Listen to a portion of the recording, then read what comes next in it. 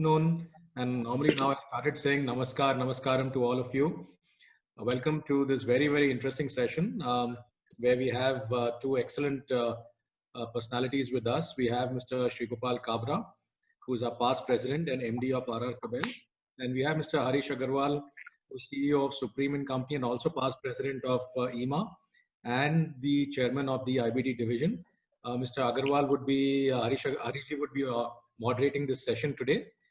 So to begin with, obviously it gives me immense pleasure to introduce Kabraji.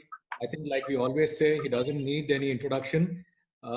Kabraji has Akshay Kumar as the celebrity endorser, and he's something like that for our division, for our association. But anyway, to give a formal introduction, Kabraji is a business leader, philanthropist, and a global entrepreneur, often recognized as a trendsetter in the industry. He is the managing director and president of RR Global, a $850 million US dollar diversified group of industries focusing mainly on infrastructure, electrical solutions spread across 85 countries globally. He was born in Rajasthan and educated in Mumbai. Mr. Kabra is the youngest of three brothers and is credited to being the first to introduce the industry to low smoke, zero halogen cables with Unilag core technology, UCT, a unique product that is virtually fireproof, enhancing safety standards, which has helped propel the brand to even greater heights. I think EMA members will remember during his time he championed the cause of fire safety. Mr. Kabra's basic mantra has always been of getting the right people and the right products in the market at the right time. Thanks to his core principle coupled with a strong business philosophy, he was able to take the group internationally. He was instrumental in helping set up Ram Ratna International in 1991. And in less than 3 decades, the group has now presence in over 85 countries spanning 6 continents. I think this is an excellent learning for us, all of us here today, to learn from his experience. Besides taking his business to greater heights and building a global brand, Mr. Kabra serves as the chairman of the International Copper Association Wire and Cable Division, executive council member of SAARC Chamber of Commerce, associating at the highest capacity with the EMA as its past president, as well as shouldering the responsibility of the former chairman of Winding Wires Manufacturers Association for 14 years. Over the years, Mr. Kabra's success has been highlighted by a number of awards, recognitions, and facilitations by various bodies across the world. Apart from his corporate lineage, Mr. Kabra is an active promoter of environmental conservation, health and education. He is the former vice president and current trustee of the Maheshwari Pragati Mandal, Mumbai, and continues to serve as the president of Friends of Tribal Society, Mumbai, a non-profit organization that is credited to help educate over 1 million children in the most remote part of the country, thereby ensuring that his and his organizations contribute towards the well-being and the prosperity of society and the nation at large. And that's of utmost importance to him. Under his guidance, RR Cable brand is credited to developing the concept of Mission Roshni, a one-of-a-kind CSR activity that helps provide electricity, education, and skill development to women and children in the most remote corners of the nation. With a successful empire behind him, Mr. Kabra now wants to focus his energy in ensuring electrical equipment, particularly wires and cables, are manufactured with the highest quality and that policies are in place to ensure that only such products are purchased and in turn will ensure safety and security for the end user. With this background, and I would say immense pleasure in introducing once again Kabraji, welcome. And I hand it over to Harishji to take it forward from here. And before I do, last thing is I have with me our co-chairman of our regions. May I formally introduce Hardik Singh, our chairman of the Northern region, Siddharth Desai from the Western region, chairman of Western region, and Mr. Nirmal Saraf as chairman of the Eastern region, and myself, Vikas Bilan, as chairman of the Southern region. Thank you once again, and hand it over to Hardik. First of all, people are very keen to listen to Kabraji. We can see that from attendance already exceeding 110, and we have just seeing on the screen past President Babu Bigwal also there. So a lot of keen interest in hearing from you, Kabraji. I won't keep audience waiting. Let us hear from you straight what you set the tone, and then as we go along, we'll find questions for you. Okay. And you know, you are known for speaking from the heart. So you want to hear what your heart says today. Go ahead, Kamal. Thank you, Hariji, and thank you, Vikas, for my nice introduction. My introduction should be very small, that I am just a simple man, and IMA member was a bigger introduction than any other introduction. And I thank IMA to organize this session, and I hope it should be useful for our member. And whenever I feel जब कि दिमाग की बात करनी है तो अंग्रेजी में बोलो, दिल की बात करनी है तो हिंदी में बोलो. और वैसे भी अभी आत्मनिर्भर भारत बन रहा है और हमको किसी एक देश को कंपटीशन देना है तो सबसे पहले हमको हमारी राष्ट्रभाषा सीखनी चाहिए, ताकि हमारे अंदर एक ताकत जो आएगी वो एक अलग ताकत आएगी. और मेरे को ऐसा लगता है कि लोग अपनी भाषा में जितने अच्छे समझते हैं उतनी विदेशी भाषा में नहीं समझते हैं. तो एक नया मुद्दा, ये भी एक परिवर्तन की अगर शुरुआत करनी है वास्तव में तो पहले भाषा से परिवर्तित करके हम और कुछ परिवर्तन करना चाहिए. बेसिकली कोई भी बिजनेस जो हम प्लान करते हैं तो हम लोग का क्या होता है कि वी प्लान द बिजनेस, जबकि एक होना चाहिए अलग कि आपको बिजनेस को डिजाइन करना चाहिए. क्योंकि जब हम प्लानिंग की बात करते हैं तो मोस्टली, क्योंकि इसमें एमएससी मेंबर ज्यादा है, काफी बड़े लोग भी है, कॉर्पोरेट वर्ल्ड से भी लोग हैं यहाँ पे, तो हम लोग क्या करते हैं कि वो बैंक के लोन के कारण से हमेशा फिगर के ऊपर उलझे रहते हैं. Top line bottom line, top line bottom line. अगर ये फिगर के तो होना ही चाहिए, फिगर इज एन अल्टीमेट, लेकिन उससे कई अधिक ज्यादा जरूरी है कि आपको बिजनेस को डिजाइन करना चाहिए. आपका बिजनेस का एक पर्पस डिसाइड करना चाहिए. जब कोई कंपनी अगर अपना बिजनेस का पर्पस, या व्यक्ति अपनी लाइफ का पर्पस, कंपनी अपना बिजनेस का पर्पस, और ये दोनों अगर डिजाइन करके काम करेंगे तो इसमें मेरे को लगता है कि किसी भी प्रकार की तकलीफ नहीं आएगी. क्योंकि ये मैं जो सारी बातें करूंगा तो मेरा एक खास अपना मुद्दा है कि short term versus long term और सस्टेनेबिलिटी मॉडल कैसे बने. क्योंकि शॉर्ट टर्म के लिए, क्योंकि अभी ऐसा लगता है कि लोगों को लग रहा है कि थोड़ा ये कोरोना आ गया, मार्केट खराब है, तो चलो लोकल को छोड़कर बियॉन्ड द बाउंड्रीज एक्सपोर्ट में चले जाएं, तो ये सारे शॉर्ट टर्म हो जाएंगे, तो ये इसमें आगे तकलीफ आएगी. लेकिन वास्तव में अगर इसको एक लॉन्ग टर्म प्लान करके अगर हम करेंगे तो मेरे को लगता है कि कोई भी बिजनेस में तकलीफ की बात नहीं है. वैसे ही क्या होता है कि we are born salesman. The biggest problem as a Indian company, we are entire focused on sales. Sales होने से क्या होता है कि न तो हम जो प्राइस चाहिए वो प्राइस मिल पाता है, न कंपनी की जो प्रतिष्ठा बननी चाहिए कंपनी की प्रतिष्ठा बना पाते हैं, ना खुद की प्रतिष्ठा बनाते हैं. Focus should be always on marketing more and sales is less. अगर आप धीरे धीरे अगर उसके अगर फोकस चेंज करेंगे तो you will see that gradually आपका माल आपका प्रायोरिटी में बिकेगा. क्योंकि बहुत सारे लोग इसमें इमा में इलेक्ट्रिसिटी बोर्ड में काम करते हैं, टेंडर में काम करते हैं, तो वो L1 से भी बहुत गुजरते हैं. और I am a dead against man of L1. You should be A P1. अरे आप प्रिफर्ड वन कैसे बने उसकी तरफ अगर आप ध्यान देंगे तो लॉन्ग टर्म में आपके लिए ज्यादा अच्छा रहेगा. क्योंकि क्या होता है, कोई भी चीज के लिए एक जीवन में एक सोच होती है. सोच अगर आप एक बार डिसाइड कर लेते हैं, सोच को डिसाइड करके आपके पूरे के पूरे बिजनेस को आप डिजाइन करिए, आप देखेंगे कि एक अलग नजरिए में हम पहुंचेंगे. फिर दूसरा जो फोकस होना चाहिए कि वेंडर वर्सेस कस्टमर. हमारा देखेंगे तो हमारा पूरा का पूरा प्यार मोहब्बत सारी प्रायोरिटी चली जाती है कस्टमर की ओर, और वेंडर को हम इग्नोर करते हैं.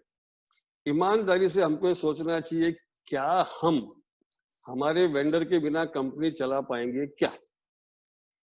तो आपकी ताकत आपका कस्टमर नहीं है. सबसे पहले इस गलतफहमी से निकलना चाहिए.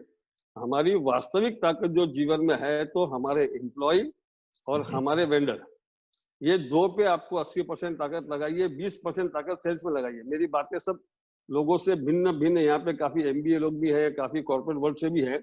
एकदम थोड़ा से अगर आप अलग नहीं करेंगे तो कहीं भी किसी प्रकार का आपका मॉडल सस्टेनेबल बनता ही नहीं है. आप ये रोज की रोज मारामारी में रहेंगे. तो total focus should be, highest focus should be on the vendor and the employee then the sales. हमारा सबका होता है क्या उल्टा, सेल्स में पूरी ताकत लगाते हैं और वेंडर एम्प्लॉय पे कम ध्यान देते हैं. तो ये these are the basic changes जो है ये हमको सोचने की जरूरत है. और ये प्राइस पोजिशनिंग, जो लोग कस्टमर अगर आपका आप जहां जाते हैं या आपका सप्लायर आता है, जो व्यक्ति या जिस कंपनी के कल्चर के अंदर ये होता है कि जैसे सप्लायर है तुम्हारा भाव क्या है, हम ये सवाल पूछते ही कम से कम ये सोचना चाहिए कि जब मैं माल बेचने जाता हूं और मेरा ग्राहक ये पूछता तो मेरे को कैसे लगता है. हर चीज के समय हमको ये सोचना चाहिए कि जब मैं मेरे सप्लायर के साथ जो व्यवहार करता हूँ वही व्यवहार अगर मेरा कस्टमर मेरे साथ करता है तो मेरे को कैसा लगता है। और एक ही आदमी के दो रूप कैसे कैसे अलग अलग हम देखते हैं, खुद ही जब देखते हैं कि जब हमारा सप्लायर आता है तो उससे अलग ढंग से बात करते हैं, हमारे कस्टमर से अलग ढंग से बात करते हैं। तो इसका मतलब कहीं ना कहीं हमारी सोच में या जो हमारी मराठी भाषा बोलते हैं प्रवृत्ति में या आपकी विचारधारा में फर्क है। तो बेसिकली आपकी प्रवृत्ति विचारधारा को पूरा एक करना पड़ेगा। ये एक सबसे जीवन के मूलभूत सिद्धांत है। और कहीं ना कहीं आपकी कंपनी में आपको एक मार्केटिंग टूल तैयार करना पड़ेगा। मार्केटिंग टूल खाली आपका प्रोडक्ट अच्छा है उसके बारे में बात करेंगे तो कितना दिन करेंगे, क्योंकि आज आप जो बनाते हैं हम बनाते हैं उससे अच्छा और भी लोग बनाएंगे।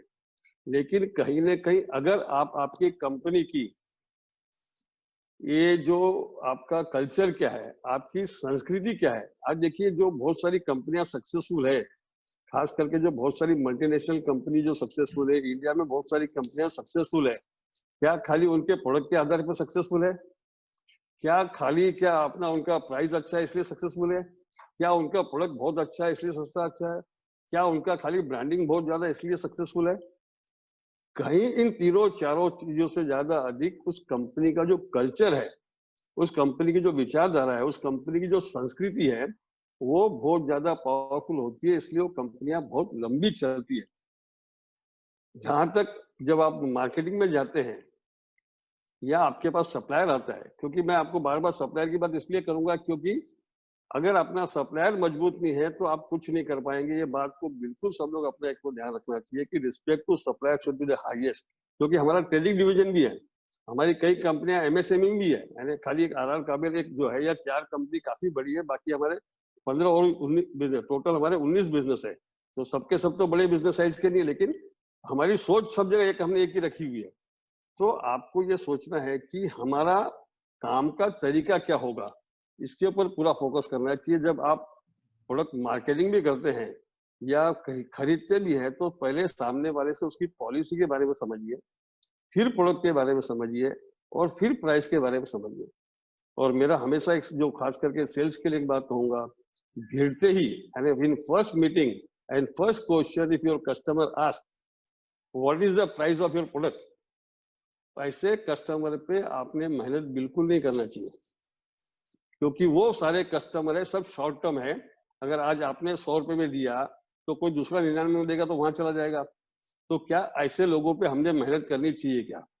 क्योंकि जीवन में ये भी सोचना है कि हमने कहाँ पर कितनी मेहनत करनी है। समय सबके पास एक सीमित है, आप समझिए हम लोग सबके पास, हम 8 घंटा 10 घंटा 12 घंटा जितना काम करेंगे तो सही लोगों पे ही समय लगाना चाहिए। एक बेसिक बातें हैं।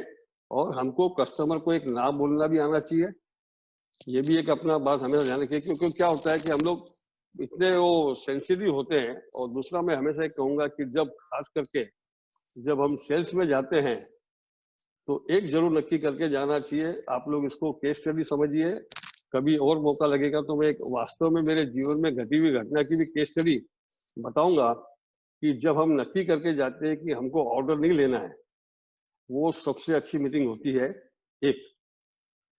क्योंकि जब नक्की करके जाते हैं कि हमको ऑर्डर लेना है तो हमारी माइंड हमको इतना प्रेशर करता है कि हम प्राइस घटाते जाते हैं। तो उसमें हम खाली मुनाफा नहीं खोते हैं, लेकिन ये भी सोचना चाहिए कि हमारा सम्मान, हमारा व्यक्तिगत सम्मान और कंपनी का सम्मान भी खोते हैं। तो ये कुछ एक बेसिक सिद्धांत जो है, मूलभूत सिद्धांत को आप अगर हटके हम करेंगे तो मेरे को लगता है कि काफी कुछ एक बदलाव आएगा और काफी कुछ चेंज आएगा।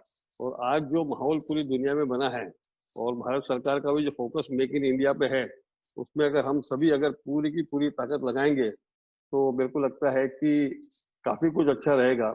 कोरोना जो आया है ये हमारे लिए बहुत बड़ा वरदान आया है, इसको इतना पॉजिटिव लेना चाहिए। मैं तो हमेशा भगवान से प्रार्थना करूंगा कि ऐसा हर 10-15 साल में इस प्रकार का लॉकडाउन आवे ताकि हम हमारा लोक दिमाग को ओपन करें और एक खुले दिमाग से आके एक नई एनर्जी के साथ में वापस उसी मैदान में आए जिस मैदान में हम थे। क्योंकि एक दौड़ में दौड़ते दौड़ते हम लोग सभी शायद बाकी चीजों को भूल गए थे। जो एक ऊपर वाले का तमाचा है या चमत्कार है, इसको एक वरदान ले। और मैं आपको मेरी बात को विश्वास रखिए, इकोनॉमी वापस जो हुई है इससे काफी अच्छी होगी। आप लोग सभी पॉजिटिव रहे। 2020 को एक दिमाग से निकाल दीजिए 2020 keep as a learning, and 2021 onwards is for earning, learning and learning. I think so ये काफी एक अच्छा समय आने वाला है. Thank you very much for giving me this opportunity. I try to answer whatever the question you asked from my heart, and among the friends, I don't use the brain. Thank you very much. Kavra ji, as usual, straight from heart, and बाकी से उन्होंने जो कहा आपके heart से निकला हमारे heart तक पहुंचा है. 4-5 चीजें उन्होंने यूनिक बताई. मैंने वो कावला जी का brand was written all over it. इससे बिजनेस डिजाइन पर ध्यान ज्यादा दीजिए, बिजनेस प्लान पर खाली फोकस मत रखिए. सेल्स की अपेक्षा मार्केटिंग में ध्यान दीजिए. If you market your product well, sales will happen automatically. L1 से अपना ध्यान हटाइए और P1 बनने की कोशिश करिए. L1 बनना बहुत आसान है. You have to just take a call कि जिस किसी प्राइस में मुझे काम लेना है, you will become L1. P1 के लिए बहुत मेहनत लगती है, तो मेहनत वाला रास्ता चुनिए, आसान रास्ता मत चुनिए. वेंडर्स को कस्टमर से कोई कम इंपॉर्टेंस मत समझिए. वेंडर्स का अगर कस्टमर भगवान है तो वेंडर्स भी भगवान है. तो वेंडर्स आपकी स्ट्रेंथ है, उनके बिना आप कस्टमर सर्विस नहीं कर सकते. अपने मार्केटिंग टूल्स को रिफाइन करिए, because that is your asset. आप उसको यू विल नीड देम. और उन्होंने एक बहुत इंपॉर्टेंट बात कही कि जो कस्टमर सिर्फ प्राइस ड्रिवन है, he does not evaluate the entire value proposition. उस पर अपना समय कम से कम बर्बाद करिए, बिकॉज वो आपको अपने लेवल पर ले आएगा और आपका टाइम भी बर्बाद करेगा और आपको रिजल्ट भी कुछ नहीं मिलेगा. इफ एट ऑल उनका काम ले भी लिया तो उससे भी आपको कुछ हासिल होने वाला नहीं है. And last was really a piece of inspiration that let us take Corona positively. Earmark 2020 for learning and 2021 for learning. Very good. Now I will start region wise, and I will start with where the sun rises first, Eastern region. Nirmal Saraf, kindly start with the question. I don't have much questions, just a small observation which I would like to make, and उसके बाद मैं चाहूँगा कि काबरा जी उस पे अपना वक्तव्य करें. इन्होंने एक बहुत अच्छी बात कही कि जब आप वेंडर से मिलते हैं तो ये सोच के मिला करिए कि आप जब खरीदने जाते हैं, तो आप जब बेचने जाते हैं तो आपका कस्टमर आपके साथ कैसा ट्रीट करता है और आपको कैसा लगता है. मेरा बोलना ये होगा, सिर्फ वेंडर से नहीं, हम लोग बिजनेस में जब भी कोई आदमी से इंटरेक्ट करते हैं तो हम if you put ourselves into the shoes of the person we are interacting with and evaluate the interaction accordingly कि सामने वाला हमसे किस तरह बात कर रहा है, वो चाहे वेंडर हो, चाहे कस्टमर हो, चाहे एम्प्लॉई हो, चाहे बॉस हो, तो हम अगर उस अपने को उसकी जगह रख के सोचें कि वो कैसे बोल रहा है और हमको कैसा लगेगा, तो हम लोग का जो रिस्पॉन्स है, हम लोग का जो वे ऑफ इंटरेक्टिंग है, वो बहुत अच्छा हो जाएगा, क्योंकि हम लोग खुद को कभी तकलीफ नहीं देना चाहते. मैं काबरा जी से इसके बारे में कुछ और कहने को कहूँगा. तो आगे एक दो सवाल आएंगे, सब साथ में जवाब दे दो, चलेगा? हाँ, जरूर जरूर जरूर जरूर जरूर. मेरे पास ज्यादा कुछ सवाल नहीं है. मेरे पास कुछ जो सवाल थे उसको आपने बता दिया. एक चीज और है कि एक एक्सपोर्ट का बिजनेस करने के लिए आपने जो बोला कि बिजनेस की डिजाइन करनी होगी, तो आदमी का मानसिक रेडीनेस कैसी होनी चाहिए, मेंटल रेडीनेस या उसकी सोच कैसी होनी चाहिए कि वो एक्सपोर्ट कर सके, और उसके लिए उसको क्या करना पड़ेगा. हमारी सोच एक तरह से आज बनी हुई इंडियन मार्केट को सर्विस करने के लिए. हम लोग में काफी जो लोग हैं वो एक्सपोर्ट क्या तो करते नहीं है या कभी कर लिया तो कर लिया, ऐसे लोग हैं. उससे अगर हमको एक एक्सपोर्टिंग ग्लोबल कंपनी बनना है तो हम लोग को सबसे पहले अपनी सोच कैसी कर रखनी पड़ेगी, ये बताएं हमको कि सोच कैसी होनी. पहली बात तो बताऊं कि चाहे एक्सपोर्ट करना चाहे लोकल करना हो, सोच तो अलग बनानी पड़ेगी. आपकी एक कंपनी में दो सोच नहीं हो सकती, एक आदमी की दो सोच नहीं हो सकती. अगर आपकी फैक्ट्री में जो प्रोडक्शन करता है, अगर वो लोकल के लिए अलग ढंग से बनाता है और एक्सपोर्ट के लिए अलग ढंग से बनाता है, पॉसिबल नहीं है. बेसिकली क्या है कि एक ये मानसिकता का फर्क है कि लोकल में मैं हल्का माल दूंगा, बाहर अच्छा माल दूंगा. ये भी एक गलत प्रवृत्ति है, क्योंकि आप समझिए इससे तफीस, अगर एक आदमी अगर घर में ईमानदार नहीं है तो ऑफिस में ईमानदार नहीं होता है, अगर वो ऑफिस में ईमानदार नहीं तो घर में भी ईमानदार नहीं होता है. तो सोच तो आपको पहले दिन से बनानी है, चाहे मैं लोकल करूंगा या एक्सपोर्ट करूंगा, मैं जो बनाऊंगा सबसे अच्छा बनाऊंगा, सबसे सही बनाऊंगा, सही समय पे डिलीवरी दूंगा, मेरे कमिटमेंट को पूरा करूंगा, पैकेजिंग को करूंगा.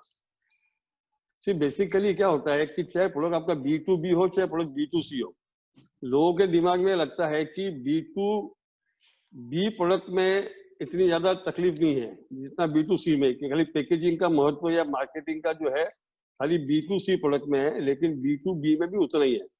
तो पहली बात तो आपका सोच को पूरा का पूरा चेंज करना है। जहां तक एक्सपोर्ट में जाना है, मैं चाहूंगा कि पहले उसमें आप अपनी पूरी स्टडी करें, रिसर्च करें, क्योंकि हमारे इलेक्ट्रिकल आइटम में स्पेसिफिकेशन भी अलग अलग है, लोकल में और एक्सपोर्ट में।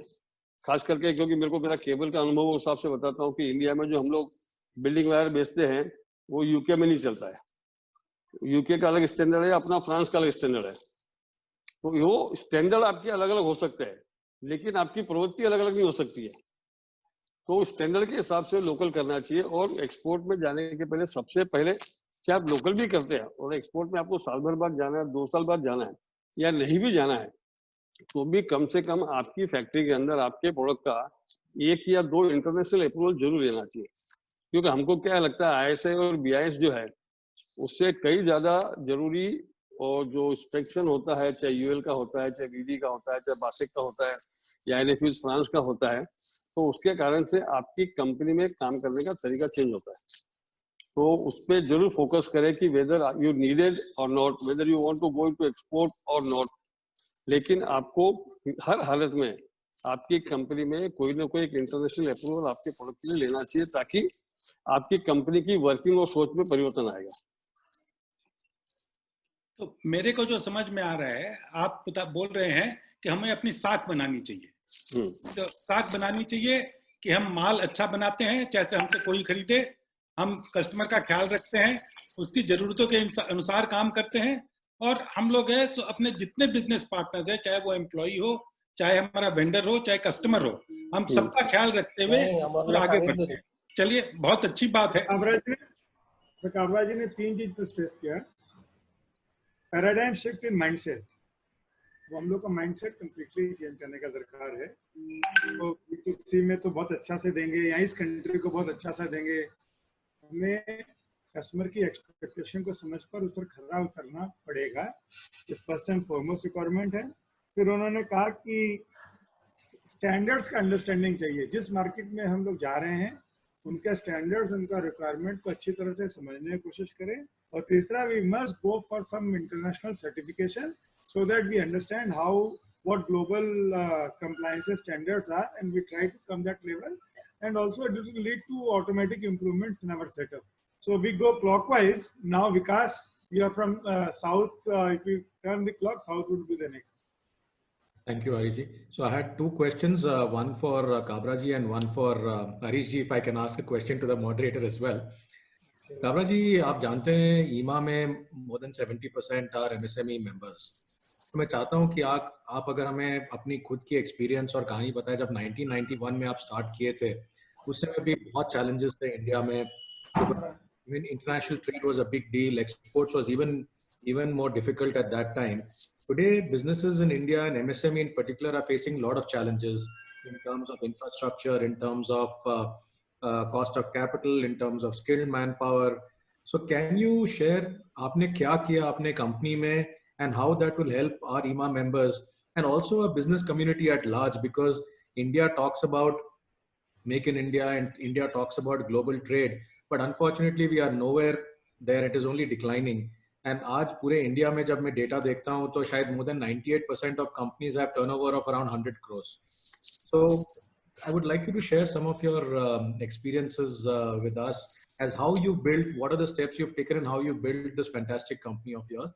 And Harish ji, I would then come after Kabra ji answers. I'll come to you, please. Sure.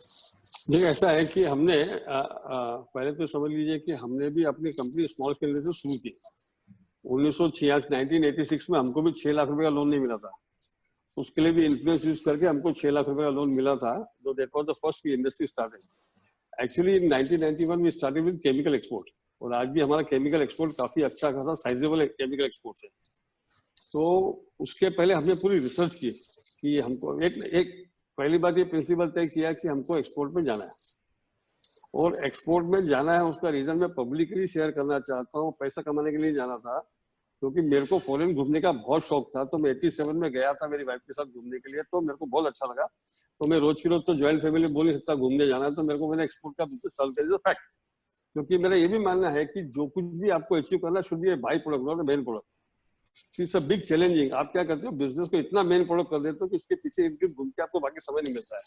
तो कभी नेक्स्ट टाइम सब्जेक्ट डिस्कस करें। 91 में केमिकल का बिजनेस पर रिसर्च किया, हमने ऑफिस खरीदी, ऑफिस बहुत अच्छी बनाई, बिना इस कॉन्फिडेंस के कि वेदर हमारी कंपनी चलेगी कि नहीं चलेगी, नया बिजनेस शुरू कर रहा था मैं। तो मैंने फैंटास्टिक ऑफिस, उसके कैटलॉग अच्छे बनाए, पूरा प्रोडक्ट लॉन्च किया, सप्लायर के साथ पूरा टाइप किया, क्योंकि पूरा प्योर ट्रेडिंग बिजनेस था, इट्स नॉट मैन्युफैक्चरिंग बिजनेस। तो सब टाइप करके हम निकले और हमने पहले साल 1991 में 34 लाख रुपया मार्केटिंग में खर्चा किया विदाउट नोइंग द बिजनेस। और लकीली हमारा ब्रेक इवन हुआ। और सेकेंड ईयर थर्ड ईयर हमने इतना ग्रो किया कि हमने केमिकल की फैक्ट्री भी लगा ली और बाद में धीरे धीरे हम लोग आगे चलते गए। जहां तक सवाल है आरआर काबिल का है, तो आरआर काबिल हमने जब फैक्ट्री लगाई तो देखिए कि हमने आरआर केबल नहीं लिखा, काबिल लिखा। तो ये पहली सोच का परिवर्तन है। ये सोच का परिवर्तन इसलिए आया कि हमारा विजन था फिक्स कि हमको जाना है एक्सपोर्ट में, और आरआर काबिल को उसने आरआर केबल के बदले काबिल किया। We got the first VD approval, then ISA approval, क्योंकि आईएसए में बहुत टाइम लगता था, जर्मनी से वीडी अप्रूवल हमने पहले लिया। अभी ये एक मार्केटिंग स्ट्रेटेजी था कंपनी की इंडिया के लिए, क्योंकि एक्सपोर्ट में जाऊंगा टाइम लगेगा, लेकिन इंडिया में जो हमने शुरू किया कि खाली देखिए आप नाम में भी कितना फर्क होता है। हमने एक आरआर काबिल लिखा और समझो मैं विकास जलान जी के पास आया, अपना कार्ड दिया, तो मेरे को एक मौका मिल गया, पूछते सर ये काबिल क्या है, तो I got an opportunity to talk to you. See basically क्या होता है कि any meeting you should get an opportunity to talk, यानी आपको कुछ एक्सप्लेन करने का मौका मिल जाए। तो आप अगर आपको जीवन की कोई भी मीटिंग, तो आप अपने सब लोग फ्लैशबैक में जाके देखिए, बहुत सारी मीटिंग हमने की है लाइफ में, लेकिन जिस मीटिंग में हमको जाते ही कोई अपॉर्चुनिटी मिल गई बात करने की, तो आप ये समझिए कि 80% चांसेस है कि हमारी मीटिंग अच्छी गई, रिजल्ट आएगा। अगर बात करने का अपॉर्चुनिटी, तो एक ये छोटी सोच। और फिर हमने इसका अप्रूवल लिया। हमने पहले 3 साल खाली मार्केट रिसर्च किया। मैं खुद जाता था अपना सैंपल लेके, कैटलॉग लेके, उसने भी इकोनॉमिक क्लास में जाते थे पैसा बचाने के लिए, सुबह की फ्लाइट में जाते थे, रात की फ्लाइट में आते थे, मिडनाइट, सब किया काम लाइफ में। लेकिन कभी भी हमने पहले 7 ट्रिप में ऑर्डर नहीं लिया। हमने पूरे सैंपल इकट्ठे किए, रिसर्च किया, क्योंकि मैं जो माल बेच रहा था मेरा माल बहुत बढ़िया था, वहाँ घटिया माल बिकता था। हमने सारी पूरे साइज चेक की कि कॉपर क्या होता है, केबल मीटर पे जाता है और भाव मीटर का होता है, और किलो वर्सेस किलो नहीं है। तो जो चीज किलो में बिकती है, जैसे आपकी आइटम भी है, आप बनाते हैं, पीस में बिकती है, तो it can not be measure by KG, आपकी कॉस्ट क्या है। तो वो सारा देखते हमने पूरा स्टडी किया और हमने 7वीं ट्रिप में ऑर्डर लिया। और एक ही प्रिंसिपल रखा लाइफ में, और आज भी हमारा प्रिंसिपल है कि we don't allow our customer to negotiate. आज भी हमारा 1000 करोड़ का एक्सपोर्ट है, 2000 आइटम है, केमिकल से लेके अर्थिंग से लेके केबल, वैंडीवेयर और बहुत सारी आइटम है। We don't allow our customer to negotiate. हमने जो प्राइस दे दिया फाइनल। तो जब हमने प्राइस लिस्ट निकाली वहां पे, फर्स्ट पता था आपको, तो हमको सबसे पहले गया सर, एक कस्टमर के पास गया, बोला सर एक्सक्लूसिव आप मेरे को दो। तो लेकिन बिजनेस में झूठ नहीं बोलना चाहिए, कोई स्ट्रिक्ट स्मार्ट कमिटमेंट नहीं करना चाहिए। हमने स्पष्ट कहा उसको कि हम यहाँ पे 4 डिस्ट्रीब्यूटर बनाएंगे, क्योंकि आप सबसे पहले ले रहे हो। एक कमिटमेंट मैं आपको करता हूँ कि मैं जब सेकेंड डिस्ट्रीब्यूटर दूसरा बनाऊंगा, I take your consent, but I will make 4 distributor. तो क्या होता है कि सच बोलने से उसको एक विश्वास जम गया कि ये लोग अच्छे हैं, कंपनी अच्छी है। एक्सपोर्ट में जाने के लिए you should try to get a business in the first trip. क्या होता है, पहले ट्रिप में आपका एक आपके प्रोडक्ट का इंट्रोडक्शन होता है, सेकेंड ट्रिप में और आपका काम होता है, थर्ड ट्रिप में जाके उसको लगता है कि इज ए सिंसियर प्लेयर। क्योंकि मैं आपको बात कर रहा हूँ बहुत पुरानी, उस टाइम पे आधे लोग फॉरेन जाते थे घूमने के लिए, मजा मस्ती करने के लिए, शॉपिंग के लिए, तो इंडिया में इम्पोर्ट सामान नहीं मिलता था। This was an image of Indian exporters 20 years 30 years before. आज वो इमेज नहीं है। Yes. तो वो इमेज में आज फर्क आया। तो आज तो एक्सपोर्ट जमाना बहुत आसान है, लेकिन उसके लिए फिर कहूंगा कि आपको पहले आपकी पॉलिसी और प्रोडक्ट को सेट करो, प्राइस में मत जाओ। हम क्या करते हैं, रिवर्स वर्किंग करते हैं, सैंपल लाते हैं, उस हिसाब से माल बनाते हैं। ये सिस्टम मेरे पास ये है। अगर आपका स्टैंडर्ड और इंडिया का इलेक्ट्रिकल स्टैंडर्ड और आपका समझो जर्मनी का इलेक्ट्रिकल स्टैंडर्ड सेम है आपका, तो मैं आपको यही माल दूंगा, मैं क्वालिटी में कॉम्प्रोमाइज नहीं करूंगा। क्योंकि हर चीज को अगर आपको शॉर्ट टर्म में नहीं जाना पड़ेगा सर, आपको लॉन्ग टर्म में जाना पड़ेगा। यूके में जब जाते थे उस टाइम अपना ईमेल नहीं था, कुछ नहीं था, फोन कॉल नहीं थे, टेलेक्स जाता था, जवाब नहीं आता था, बिल्डिंग के नीचे एक एक 1.5 घंटा खड़े रहते थे, ऑटोमेटिक डोर होते थे। ये भी जीवन में पहली बार देखा। वहां पे जब कोई घुसता था उसके पीछे घुस जाते थे, उसके ऑफिस में जाते थे और बहुत बड़ी इंसल्ट लेके आते थे, ओ वन मोर इंडियन। तो फ्रॉम देयर वी स्टार्टेड। लेकिन आज thanks to IT company, thanks to Tata ने जो नानो लॉन्च किया, उसके बाद जो इंडिया की इमेज, ठीक है नानो फेल हो गया, लेकिन उस नानो ने उस तो 3-4 साल के पीरियड में जो इंडिया का एक ब्रांड बनाया, कि इंडिया इमेज बनाया कि इंडिया कैन डिलीवर, उसको बहुत लॉस गया टाटा को इस बिजनेस में, लेकिन he created the best brand for any Indian company. Specially हम इंजीनियरिंग कंपनी में हैं तो हमारी इमेज इतनी बन गई है कि उसको सही में हमारा काम है उसको मेंटेन करें। एक्सपीरियंस बहुत सारे हम बात कर सकते हैं आगे से आगे चला के, लेकिन आपको ये सोचना है कि हम लोग will be very focused on our policy. उसको अगर आप लेके चलेंगे, फिर प्रोडक्ट को आप करिए, थोड़ी मेहनत करिए। You have to be not a long term player. आप बन के जाएंगे ना तो थोड़ा टाइम जाएगा, पेशेंस लेना चाहिए। बिजनेस में वैसे भी पेशेंस चाहिए। देखिए कि जो बिजनेस में लोग चालू करते कमाई होती है, तो मेरा तो उल्टा मानना है उस बिजनेस में जाना ही नहीं चाहिए। आपको चाहे एमएसएमई हो चाहे एसएमई हो, we are well settled. SME की तकलीफ बताता हूँ मैं आपको। एसएमई की तकलीफ फाइनेंशियल नहीं है, एसएमई की फाइनेंस इकोनॉमिकल नहीं है। एसएमई की सबसे बड़ी तकलीफ है उनकी खुद की सोच। आपका कंपटीशन कोई चाइना से नहीं है, आपका कंपटीशन कोई मल्टीनेशनल कंपनी से नहीं है, आपका कंपटीशन कोई बड़ी कंपनियों से नहीं है, आपका कंपटीशन है आपके दिमाग से जो आपको तकलीफ देता है। तो सबसे पहले अगर उसको हम ठीक करेंगे ना, तो मेरे को लगता नहीं कि कहीं भी कोई तकलीफ नहीं है। एक्सपोर्ट को एमएसएमई के लिए बाद में और भी सजेशन दे सकते हैं हम कि आप खुद एक्सपोर्ट में जा सकते हैं, समझता हूँ। Join the hand with merchant exporter ना, आप लोग को सबको खुद का काम खुद ही क्यों करना है? आज भी बहुत सारी कंपनियां, हर बिजनेस में होता है। आज भी हमारा केमिकल बिजनेस है जो हमारा प्योर ट्रेडिंग है। अभी हमने जो फैक्ट्री हमने बेच दी, इससे 100% outsource business. I got couple of more business that's 100% outsource business. तो हमको कहीं ना कहीं मॉडल नया बनाना पड़ेगा। सभी काम सारा का सारा बेनिफिट हम खुद ले रहे हैं, ये नहीं चलेगा। तो ऐसे मार्केट में लोग आज नहीं तो कल आपको अवेलेबल होंगे। तो एमएसएमई को एक ही कहूंगा कि आपको क्वालिटी पे पहले अपना फोकस कर लो, आपका बिजनेस डिजाइन कर लो, एक कितना परसेंटेज मेरे को एक्सपोर्ट में जाना है, कितना परसेंट डोमेस्टिक में जाना है, सारे सब शांति से बैठ के करो, कोई घाई मत करो एकदम। Let's sit down together. आप आपके अभी लॉकडाउन का टाइम है, इकोनॉमी स्लो है, अभी हमारे पास समय बहुत है।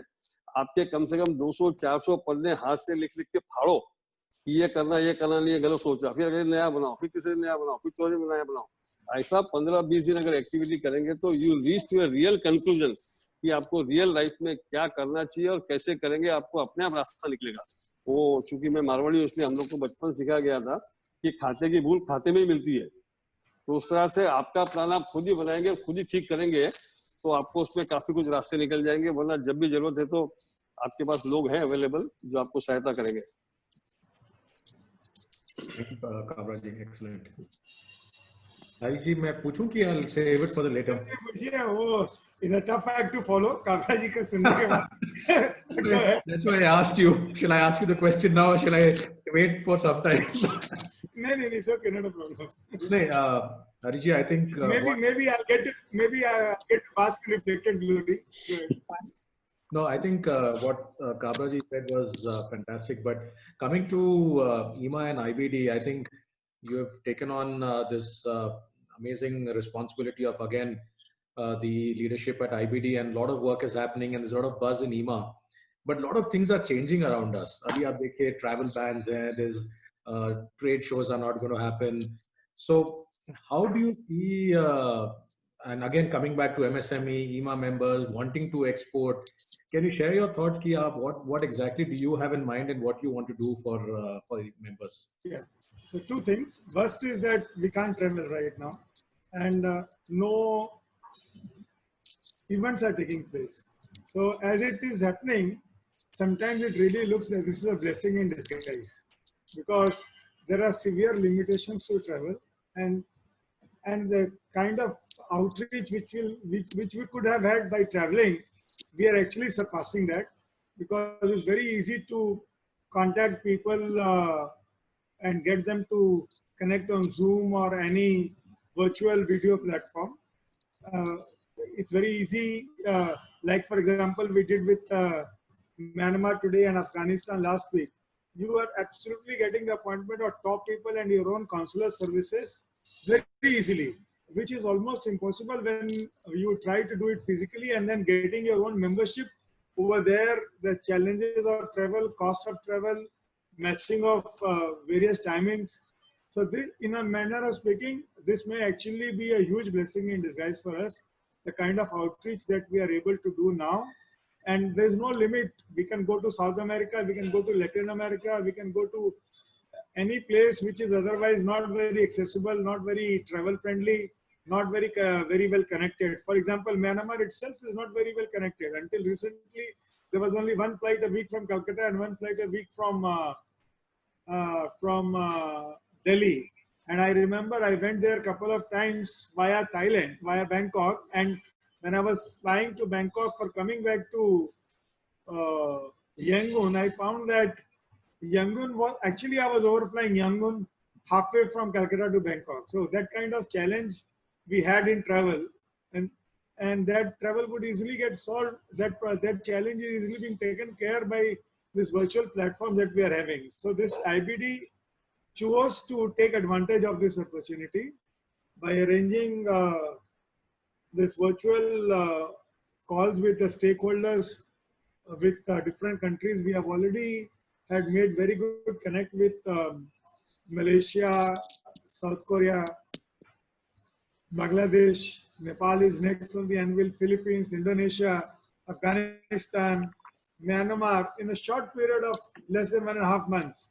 And our idea is now again to go for virtual stakeholder meet, like one which is the meet between stakeholders in the entire chain at respective countries and those in India.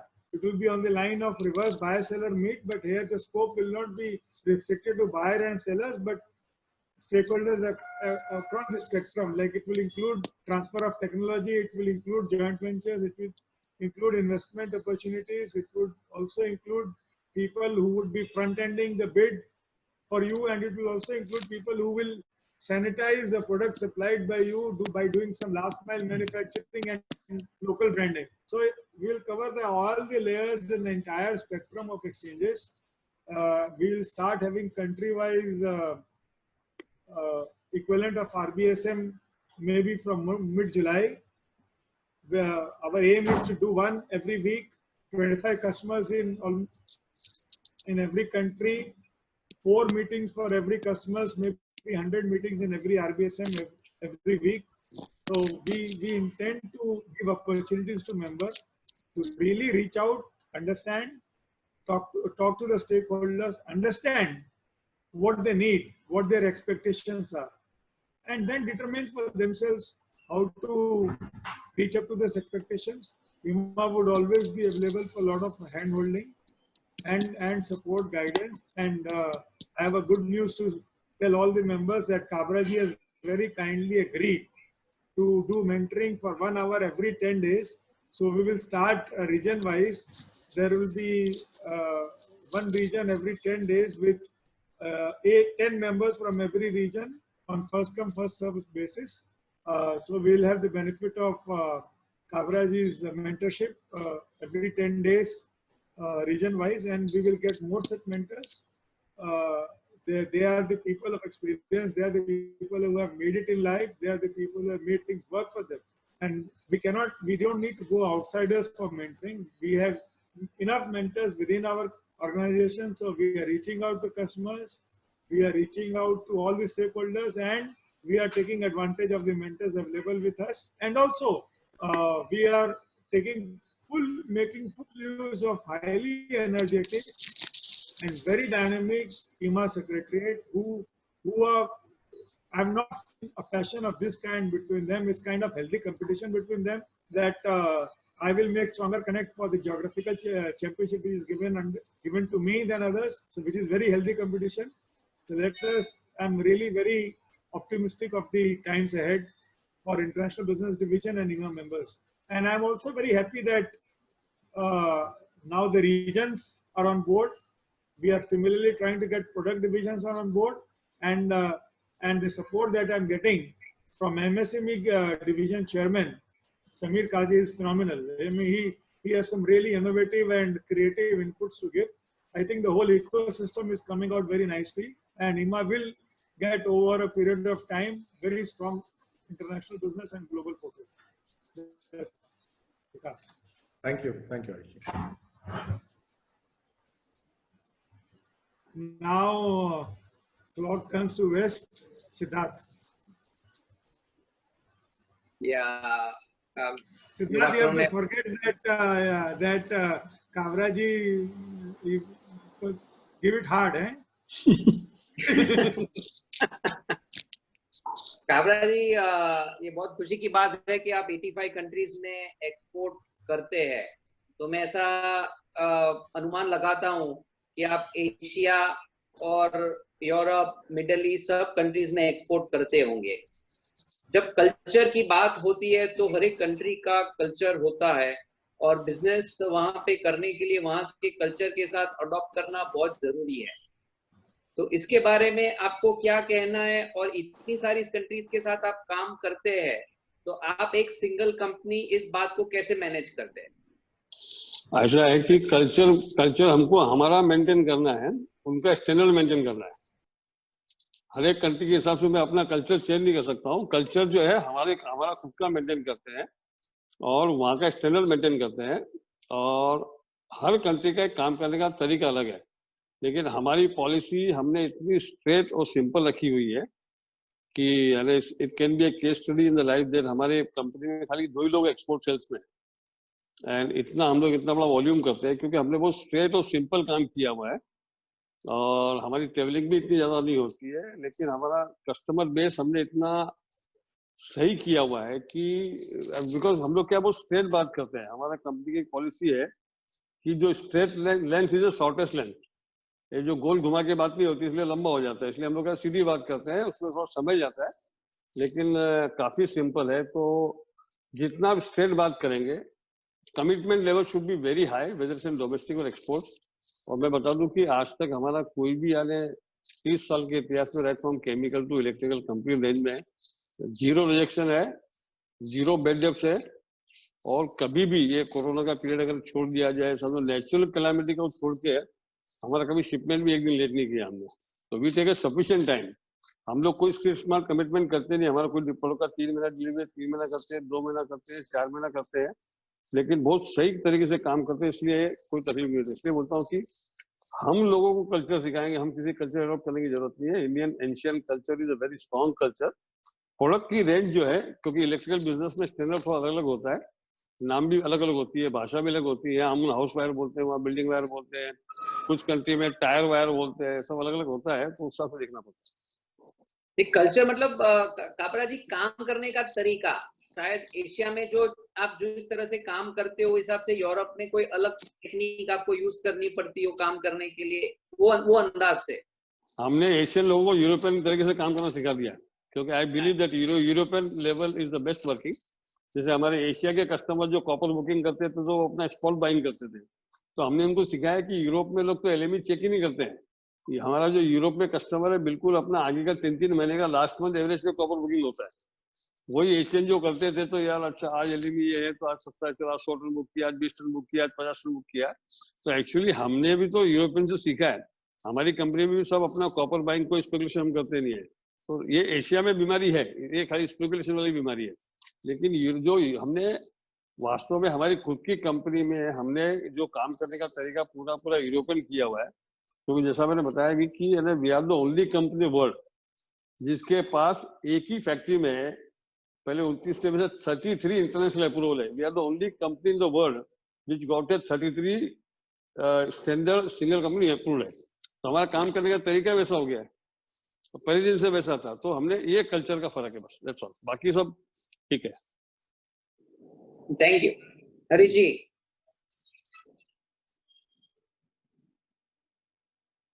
Harish ji आपका mute है। We are now going to the summit north. हार्दिक जी। नमस्कार काबरा साहब। नमस्ते नमस्ते। पहले तो मैं जी आपका आप क्वेश्चन पूछिए। पहले तो हरीश जी, इस जो प्रोग्राम का थोड़ा हम चेंज करें, बियॉन्ड बाउंड्रीज ऑफ माइंडसेट रख लें इसको, थोड़ा सा बात ये जो आज इतना एक, मैं इसको एक मोटिवेटिंग एक सेशन रखूंगा। काबरा साहब, आपने इतनी खूबसूरती से अपनी पूरी जिंदगी का अपना जो आपने एक बिजनेस, अपना एक जर्नी जो किया आपने, उसको आपने इतने अच्छी तरीके से, एक सिंप्लिसिटी से आपने जो बयान किया, आई थिंक इसी में हमें बहुत कुछ लर्निंग मिली है। हरीश जी ने वो पॉइंट वाइज भी शेयर करते रहे, मैं सुनता रहा। ये पहली बात तो आपको बहुत बहुत मुबारक सर, जिस तरीके से आपने नाम जो कमाया है, और इसमें कोई डाउट नहीं है, हिंदुस्तान हमारा जो कल्चर है, हमारा जो, अगर हम इसी को फॉरवर्ड लेके चलें, इससे ऊपर कोई चीज नहीं है। मेरा एक रिक्वेस्ट है काबरा साहब, मैं सीधे मुद्दे पे आऊंगा। एसएमई, हम जितने भी इंडस्ट्रीज, आपको पता ही है काबरा साहब, आज माहौल में मैं 2020 में आऊंगा, इस टाइम हम जो भी एसएमई हैं, हमने बेशक लोन लिया बैंक से, बेशक कुछ भी लिया है, अल्टीमेटली मुख्य बात यह है कि हमारे कोलैटरल लगे हुए हैं, हम बिल्कुल एज में बैठे हैं, हमको आगे का कुछ दिखता नहीं है। अब आज का जो सेशन है कि भी हिंदुस्तान यूटिलिटी का जो हाल है, कैश फ्लो की एक चैलेंज है, अब एक एक्सपोर्ट मार्केट दिखना शुरू हुआ, जिसके मुद्दे पे आज हम बैठे।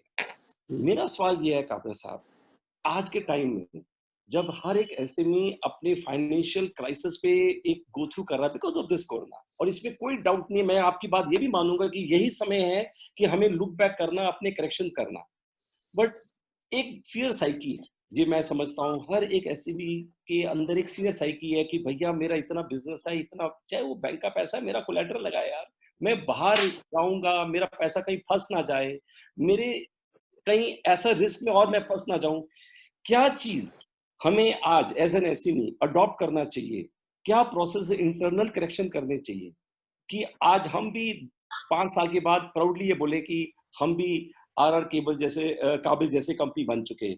एक तो इंटरनल मैं चाहूंगा कि आपसे first, this is my first question, I have 3 questions to ask.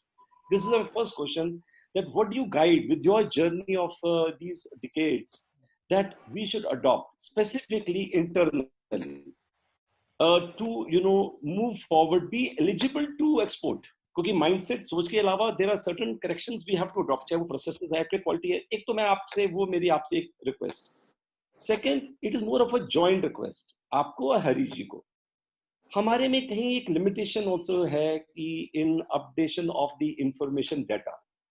अब आज के टाइम में ऐसे कौन सी कंट्रीज हैं जो फेवरेबल कंट्रीज हैं? अब मेरे लिए पूरी दुनिया है, दुनिया में मैं कौन से कंट्री को कंसिडर करूं, कौन सी कंट्रीज के क्या क्या पॉलिसीज है फेवरेबल? अगर ये प्लेटफॉर्म हरीश जी, आप with this kind of mentors of Kabra साहब जैसे हम लाकर, हम अगर अपने एसएमई मेंबर्स को ये भी कुछ एक प्रेजेंटेशन दें कि यार ये these are the countries who are favourable in their policies, favourable in their imports towards India, so we are in more better line to work towards line. That will be a very big help. This is my second part of the question. Third, I also would like you to guide us कि माल बेच दिया, LC खुल गया, सब कुछ हो गया, उसके बाद कई बार क्या होता है कि आपका वो 5-10% के ऊपर मार्जिन पे जो भी काम किया, कई इक्विपमेंट फेल हो गया, आपका परफॉर्मेंस बैंक गारंटी का वो पैसा कभी जनरली आता ही नहीं है वापस। वो एक चैलेंज भी डर है। इन सारी चीजों के ऊपर काबरा साहब आपका क्या इनपुट है? I would like to have your views. जहाँ तक ये जो एक्सपोर्ट में पैसा फंस जाएगा, ये बात मेरे को समझ में आती नहीं, क्योंकि हम तो उधार करते नहीं है। मैं हमारी बात कर सकता हूँ। हमारा पूरा का पूरा एक्सपोर्ट है, या तो एडवांस पेमेंट पे है या फिर एलसी पे है, तो इसलिए वो पेमेंट फंसने वाला अपने को बात समझती नहीं हमारे को। In my business there is no performance guarantee का काम है, तो इसलिए दोनों चीज, क्योंकि क्या है कि हम लोग कोई यूटिलिटी का काम करते ही नहीं है। Basically I am a non utility man, और हमारा ज्यादा से ज्यादा हमने क्या किया है कि हमने डिस्ट्रीब्यूटर रखे हुए। सर आप समझिए, सी हर एक जगह क्या होता है, you have to divide your responsibility of the work. हम जो खुद ही डायरेक्ट सप्लाई करने की सोचते हैं ना, एक तरीका गलत है। हमारा इंडिया में भी आप देखेंगे तो मैक्सिमम हमारा 90% बिजनेस थ्रू डिस्ट्रीब्यूटर है, तो हमारे को ये दोनों तीनों तकलीफ नहीं आती है। इसको क्या है कि जो लोग यूटिलिटी काम करते हैं वो ज्यादा बता सकते हैं कि आपका ये परफॉर्मेंस गारंटी का पैसा कब आएगा, क्या नहीं आएगा। So I don't have any experience, लेकिन मेरे को नहीं लगता है कि हमारा वहाँ कोई पैसा फंसता है। पैसा उल्टी का इंडिया से ज्यादा बाहर ज्यादा सेफ है। आपको सही कस्टमर ढूंढने पड़ेंगे। सर आपको बता दूं मैं आपको, इसलिए मैंने खास करके बताया कि हमने अभी तक एक भी रुपया हमारा एक्सपोर्ट में डूबा नहीं है, लेकिन इंडिया में काफी रुपए डूबे हैं और डूब रहे हैं। फॉरेन का हमारा कोई भी कस्टमर, जब ये कॉपर 2007 में मंदी आई थी तो एक कस्टमर को छोड़ के फॉरेन में, जबकि इंडिया की हमारी इलेक्ट्रिकल इंडस्ट्रीज की टॉप मल्टीनेशनल कंपनी वापस बोलूंगा, वो फिर गई थी, लेकिन हमारे जो कोई भी एसएमई नहीं फिरा। इसलिए आज समझिए, सबसे बड़ी बात है कि एसएमई आज भी जवान के पक्के हैं। अगर कोई पक्का जवान का नहीं है तो इंडिया में जितनी मल्टीनेशनल कंपनी, फॉरेन कंपनियां हैं, वो सबसे कम जवान की पक्कियां हैं सर। इसलिए बाहर के लोग बिल्कुल इस बात को फिरते नहीं है, they are people of commitment. इसलिए आपको आप किसको पकड़ते हैं उस पर आपको डिपेंड करेगा। ये एक बहुत बड़ा चैलेंज है। इसलिए पैसा आप जो क्या होता है कि हम यहाँ पे उधारी काम करते हैं, इसलिए लगता है बाहर भी जाके उधार करेंगे। तो हमारा जो मानना है कि don't try to give credit to the people, try to create credit for your product. हम उल्टा कर रहे हैं सर। तो कोई पैसे का इसमें टेंशन नहीं है। एमएसएमई की जो लोकल प्रॉब्लम है ये टेम्पररी है। आप लोग मान लीजिए, एमएसएमई के लिए सरकार जितना करने वाली है उतना किसी के लिए नहीं करने वाली है। वास्तव में सर मैं बता दूं आपको, तकलीफ हम जैसे को सबसे ज्यादा है, क्योंकि हम आज पूरी सैलरी भी दे रहे हैं, ना हमको सरकार से मदद है, ना हमको हमारे ग्राहक से मदद है, ना हमारे ग्राहक से ब्याज मांग रहे हैं, हम सप्लायर को पेमेंट भी टाइम पे दे रहे हैं। तो रियल जीनियल प्रॉब्लम मैं आपको बता दूं तो जितनी बड़ी कंपनियां हैं उनको ज्यादा तकलीफ है। एमएसएमई को तो हर आदमी सपोर्ट करने में लगा हुआ है, सरकार से लेके हम जैसे जो रिजनेबल साइज की कंपनियां हैं, ये are also trying to help MSME. क्योंकि ये टाइम आ गया सर, आज वास्तव में अगर सीएसआर करना है आपको, तो वास्तव सीएसआर है कि हम हमारे मेंबर्स को, हमारे सप्लायर्स को, हमारे वेंडर्स को, हमारे कस्टमर को कैसे हेल्प कर सकते हैं ना, वो एकदम ट्रू सीएसआर है। राधा दिन वो नाम कमाने के लिए स्कूल बनाते हैं, कॉलेज बनाते हैं, वो देने के बदले अगर आज हम, क्योंकि आखिर तो हम व्यापारी है सर, साइज हमारी कुछ ना कुछ अलग हो सकती है, लेकिन आज ये टाइम आ गया है कि व्यापारी को मदद करना ये हमारा सबसे बड़ा धर्म है, हमारा कर्म है। इसको मैं मानता हूँ सर, और करेंगे लोग। आप लोग आइए, कोई भी एमएसएमई को तकलीफ है आप मेरे पास भेजिए सर, मैं उनकी तकलीफ दूर करूंगा। हरीश जी, मेरी आपसे एक रिक्वेस्ट है क्लोजिंग नोट में फ्रॉम नॉर्थ, प्लीज ये जो सेशन का जो आपने बहुत एक खुशखबरी हमें जो दिया कि ये आप एक सेशन आप कंटिन्यू करेंगे एवरी 10 डेज 10 मेंबर्स लेकर आने का, मैं नॉर्थ के तरफ से आपको अभी हामी भरता हूँ। हमारे नॉर्थ में बहुत से ऐसे मेंबर्स हैं जो काबरा साहब से हम ये मेंटरशिप लेना चाहते हैं, हम समझना चाहते हैं, हम एक्सपोर्ट का एक चैनल खोलना चाहते हैं आज के टाइम में, but we want to be very secured, we want to be well guided, we want to, with those kind of a comfort. So I seek your support, Harish ji, which you've already said. If you can continue this, it will be a big support to the SME members. Thank you.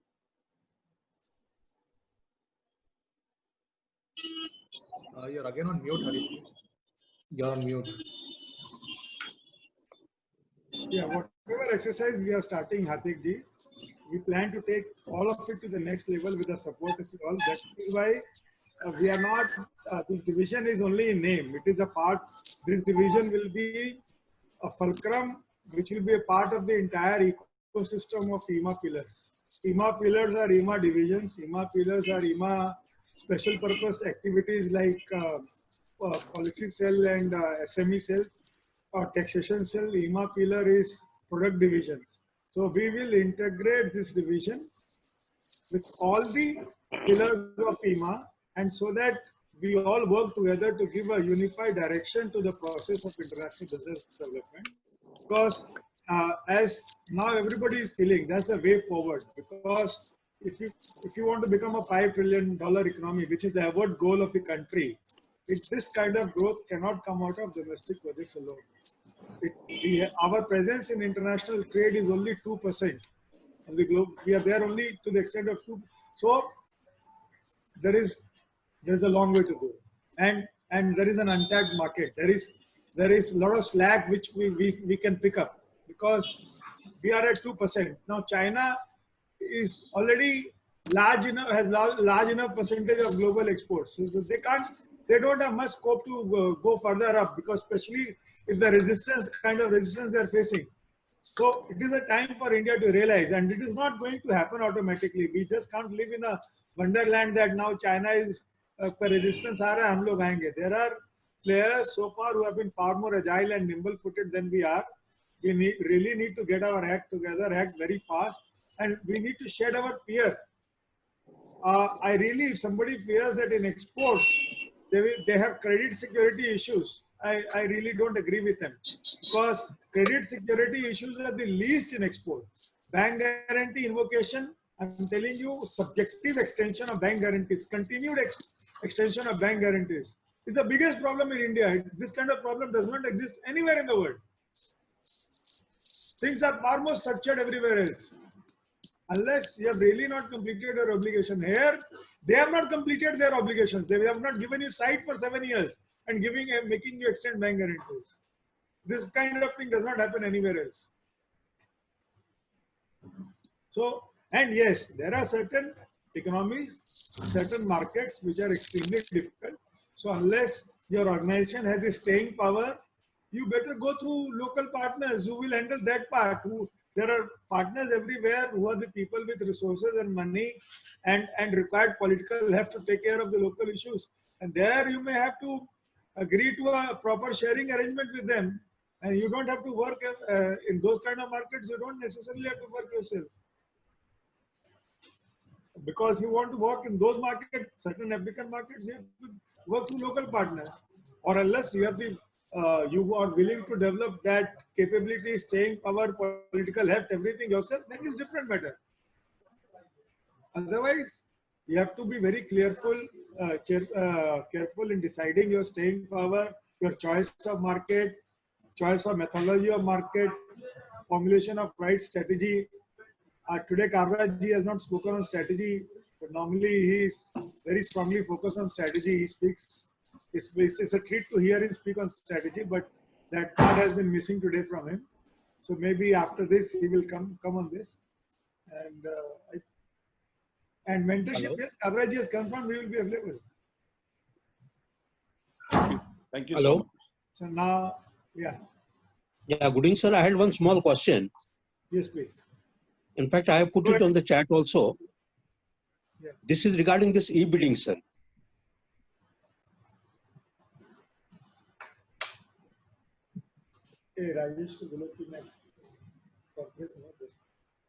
Yeah, go ahead. Ask your question, please. Hello? Ask your question, please, Mr. Yeah, in fact, what I'm putting, sir, this, in fact, we are talking of a quality, we are talking of a good product. And ultimately, there is an, e-bidding also, finally, when it comes to negotiation in the big companies today. So how can we overcome that? Keeping quality also, in place, everything in place. So how can you, increase the market share in that segment? Kavraj. Sir, in principle, I am against of e-bidding. As a company policy, we don't believe in e-bidding. हमारी company में supplier के साथ भी नहीं करते हैं. अभी हमने कंसल्टेंट भी हायर किए तो कंसल्टेंट का लगाता है तो हमने बोला सर ये चीज आप नहीं कर सकते हो एज ए कॉर्पोरेट पर्सन. लेकिन क्या ई बिडिंग इज बिग चैलेंज. अभी ये सब जो लोग ई बिडिंग करते हैं उनको समझेगा सर. हमारा तो एकदम बिल्कुल कॉर्पोरेट पॉलिसी है. कंपनी लाइक मल्टीनेशनल ऑल्सो किया था तो हमने दोनों सप्लायर में नक्की किया that will not do e bidding. They are very particular. पर जहाँ होता है सर जो करते हैं ई बिडिंग वही बता सकते सर. ये है गलत तरीका क्योंकि इसमें चीटिंग बहुत होती है. कंपनियां खुद भी करती रहती है. ये भी ध्यान में रखना चाहिए sir. The problem so in that case, should we or we should not go? No, for e-bidding? That may not always be possible, Rakesh, कि आप जाएंगे ही नहीं. But the thing is that whether you go to e-bidding with your adrenaline pumping or your mind very stable and calm, that is a choice you have to make. If you sit on an e-bidding with an intent कि मुझे order लेकर ही उठना है and your adrenaline is pumping very hard, then anybody is doomed. I mean, customer is always there to take advantage. He may be having a dummy person bidding against you for all you know. There have been cases like that also. Fine. And I would request our president and two vice president to ask questions, and then we'll go to members. Riji, I would like to come in here, and I would like to point out something which Kavraj had said to Rakesh ji. He said you have to have the power to say no. And Yeah, that's right. The same thing works in e-bidding. You have to have the power to say no. Now we want to pick Mr. Kabra. We want to pick Mr. Kabra's mind a bit more, and Harish ji just gave an indication that he's an expert strategist. So I'd like him to speak a bit on strategy so that we can also gain from it. So सारी बातें आज कर दूंगा, अगली बार क्या करेंगे? Sir बहुत है सर, पूछने के लिए बहुत है। आपका पूरा दिमाग पढ़ने में तो पूरा जीवन लग जाएगा। नहीं कुछ नहीं सर, मैं सिंपल आदमी हूँ सर। क्या है सर जी की बात बाद में करेंगे सर, आज क्या काफी यार हमें तो जरा पहले हमारा मेरा क्या है, मेरा KRA KPI अध्यक्ष सवाल कर ले, जवाब दे दो तो मेरा KRA KPI पूरा हो जाएगा। काबरा जी एक सिंपल सा सवाल, आपने थोड़ा इसके बारे में बताया और आई थिंक विकास के क्वेश्चन के आंसर में आपने काफी एलैबोरेट बोला, लेकिन एक चीज जो मैं काफी सुनता हूँ एसोसिएशन की, काफी लोग MSME हैं और काफी लोग उसी में खुश रहते हैं कि MSME रहना है। जैसे इंडिया में काफी सारा लोग MSME रह के खुश रहते हैं। आपने स्टार्ट करके ऑब्वियसली आप MSME के उससे बाहर निकल के काफी लार्ज कंपनी बने, तो एनी व्यूज की ये ट्रांजिशन जो आपने किया अभी MSME से बड़ी कंपनी बन के, क्या बड़ी कंपनी होने का क्या फायदा है? काफी लोग कहते हैं कि MSME ठीक है, काफी सारे इंसेंटिव्स मिलते रहते हैं, रहे उसमें, लेकिन आपने और काफी लोग फिर वो MSME में रहने के लिए भी अलग अलग जुगाड़ कर लेते हैं कि कैसे MSME बने रहे। तो आपने जो ट्रांजिशन किया इसमें कैसा आपको बेनिफिट्स क्या लगे जो बड़ा बन के आपको मिले? मैं आपको सिंपल एग्जांपल देता हूँ।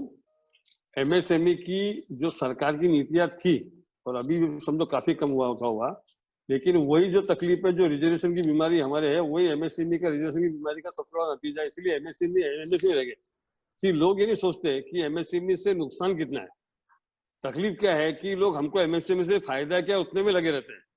पर क्योंकि being an Indian, most of the क्या हमारा तकलीफ क्या होता है कि we see only direct benefit, we don't see anything indirect benefit. हमारा पूरा फोकस क्या होता है, डायरेक्ट में चला जाता है। तो जैसे क्या है कि सेविंग में फोकस ज्यादा है और अर्निंग में कम है, that's why we are not successful. It should be other way around, क्योंकि इनकम में कोई लिमिट नहीं है। क्योंकि जो अपना हिंदी में अगर वो जो व्यापार शब्द है उसको संधि विच्छेद करेंगे तो वह अपार, अरे व्यापार की कोई लिमिट नहीं है। लेकिन वो MSME को MSME बना के रखना ही जो सरकार की नीतियां थी और नीतियां हैं, उसके कारण से देश में इतना 2 नंबर चला। आगे सिंपल केस स्टडी, जब हमने 1986 में बड़ौदा में बाइंडिंग वायर की फैक्ट्री लगाई, तब हम 3 टन महीने का बनाते थे। 3 टन महीने का, 26 जनवरी 1986 के पहले। और दिल्ली में मेरे दोस्त लोग उस टाइम पे महीने का 50-60 टन माल बनाते थे, लेकिन पूरा 2 नंबर बनाते थे। आज हम वो 3 टन से हम चले गए 2800 टन महीने पे, और वो 50 टन से 150 टन पे। तो MSME में रहने का सबसे बड़ा नुकसान ये है।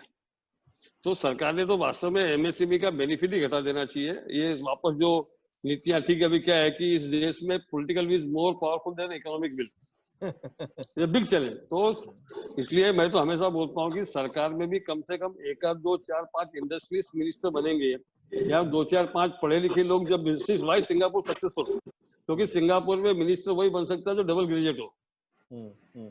यहाँ ये चैलेंजिंग है हमारे यहाँ। आप कौन सी जाति से हो, अगर आप ठाकुर हो या वो, तो आपको मिनिस्ट्री मिलना आसान है, राह देना आप कितने होशियार हो उसको बनाना मुश्किल है। तो ये बहुत चैलेंज वाला सब्जेक्ट है MSME में रखना। और MSME को ज्यादा प्रोत्साहन देने के बदले ये होना चाहिए कि आपका टर्नओवर इतना बढ़ेगा तो आपको इतना इनकम टैक्स में छूट मिलेगा, आपका इतना बढ़ाओ तो आपको इनकम टैक्स में छूट मिलेगा। It should be other way around कि ग्रोथ पे आपको छूट मिलेगी। जैसे हमारी अपनी कंपनी में KRA KPI वेरिएबल पे है ना, उस तरह से अगर आपकी इनकम बढ़ती है, आपका टर्नओवर बढ़ता है, तो उस पर देना चाहिए, रादर देन MSME का जो टारगेट बढ़ा के उनको वही दबा देना। नहीं, बहुत अच्छा आंसर दिया, really love your answer. And Sameer, I think since आप यहाँ हो, आपका KRA बड़ा क्लियर है कि अपने चेयरमैनशिप में आप MSME को कितना कम करके मेंबर्स को MSME से बिग लेके जाओगे। और सब डिवीजन पे मेंबरशिप बढ़ाने का गोल है, आपका मेंबरशिप घटाने का गोल है। मेरा एक ही कहना है इसमें, मेरे पहले तो मैं जब MSME चेयरमैन बनाया गया, मैं खुद MSME था ही नहीं, नंबर 1। और मेरा ये डिफिकल्टी था, मेरा ये तकलीफ था और मैं जितने लोगों से बात किया यही बोल रहा था कि ये एमएसएमई का लिमिट रख के एमएसएमई जैसे काबरा जी बोल रहे हैं, मेरी भी एग्जैक्टली सेम सोच है। मेरे दो सुझाव है, एक तो एमएसएमई डिवीजन का नाम ही बदल दे, और दूसरा ऑप्शन ये है जैसे आपने कहा कि हम एमएसएमई को बाहर कैसे निकालें, और एमएसएमई को सीमित रख के काम या सोच नहीं रखनी चाहिए। ये बिल्कुल सही चीज है, मेरी तरफ से भी बिल्कुल यही राय है। Thank you. So we have a contrary thinking now. MSME division का टारगेट है कि कितने लोगों को साल में वो MSME डिवीजन से बाहर निकालें। सरकार ने फिगर बढ़ा दिया है। Revolutionary takeaway today. Rohit ji, I've got a thought on this. Have President asked this question? Harish ji, I want to say something. Go on. Harish ji, Nirmal ji, go on. मेरी एक thought है रोहित जी regarding SMSEs. Let's welcome whatever advantage the government does. That, like Kabra ji says, let's design a business as a large business, not as a MSME. Any advantage which comes our way is welcome, but we should not think like an MSME. We should think like a large corporate with a target, maybe in 5 years, 10 years, to reach a turnover of 500 crores, 1,000 crores. That is what a business design should be. निर्मल जी, आपका recommendation हमने meeting के proceed से हटा दिया है क्योंकि आपने पूरा अंग्रेजी में बोला। तो वो हिंदी में बोल देता हूँ। मेरा बोलने का मतलब है सोच ठीक बोला। बड़ी सोच बड़ी इंडस्ट्री की होनी चाहिए। सोच ये होनी चाहिए कि हम लार्ज इंडस्ट्री होंगे। जब तक एमएसएमई है, अगर गवर्नमेंट कुछ एडवांटेज देती है तो इट्स मोस्ट वेलकम, हमको मंजूर है, एडवांटेज ले लेंगे, लेकिन हमारे बिजनेस की फीजिबिलिटी उस बेसिस पे नहीं होनी चाहिए कि हम एमएसएमई के एडवांटेज से होती है। आप सबको एक ही समझ में आया कि बनिया के बेटे को आईआईटी करा दोगे तो क्या रिजल्ट होगा?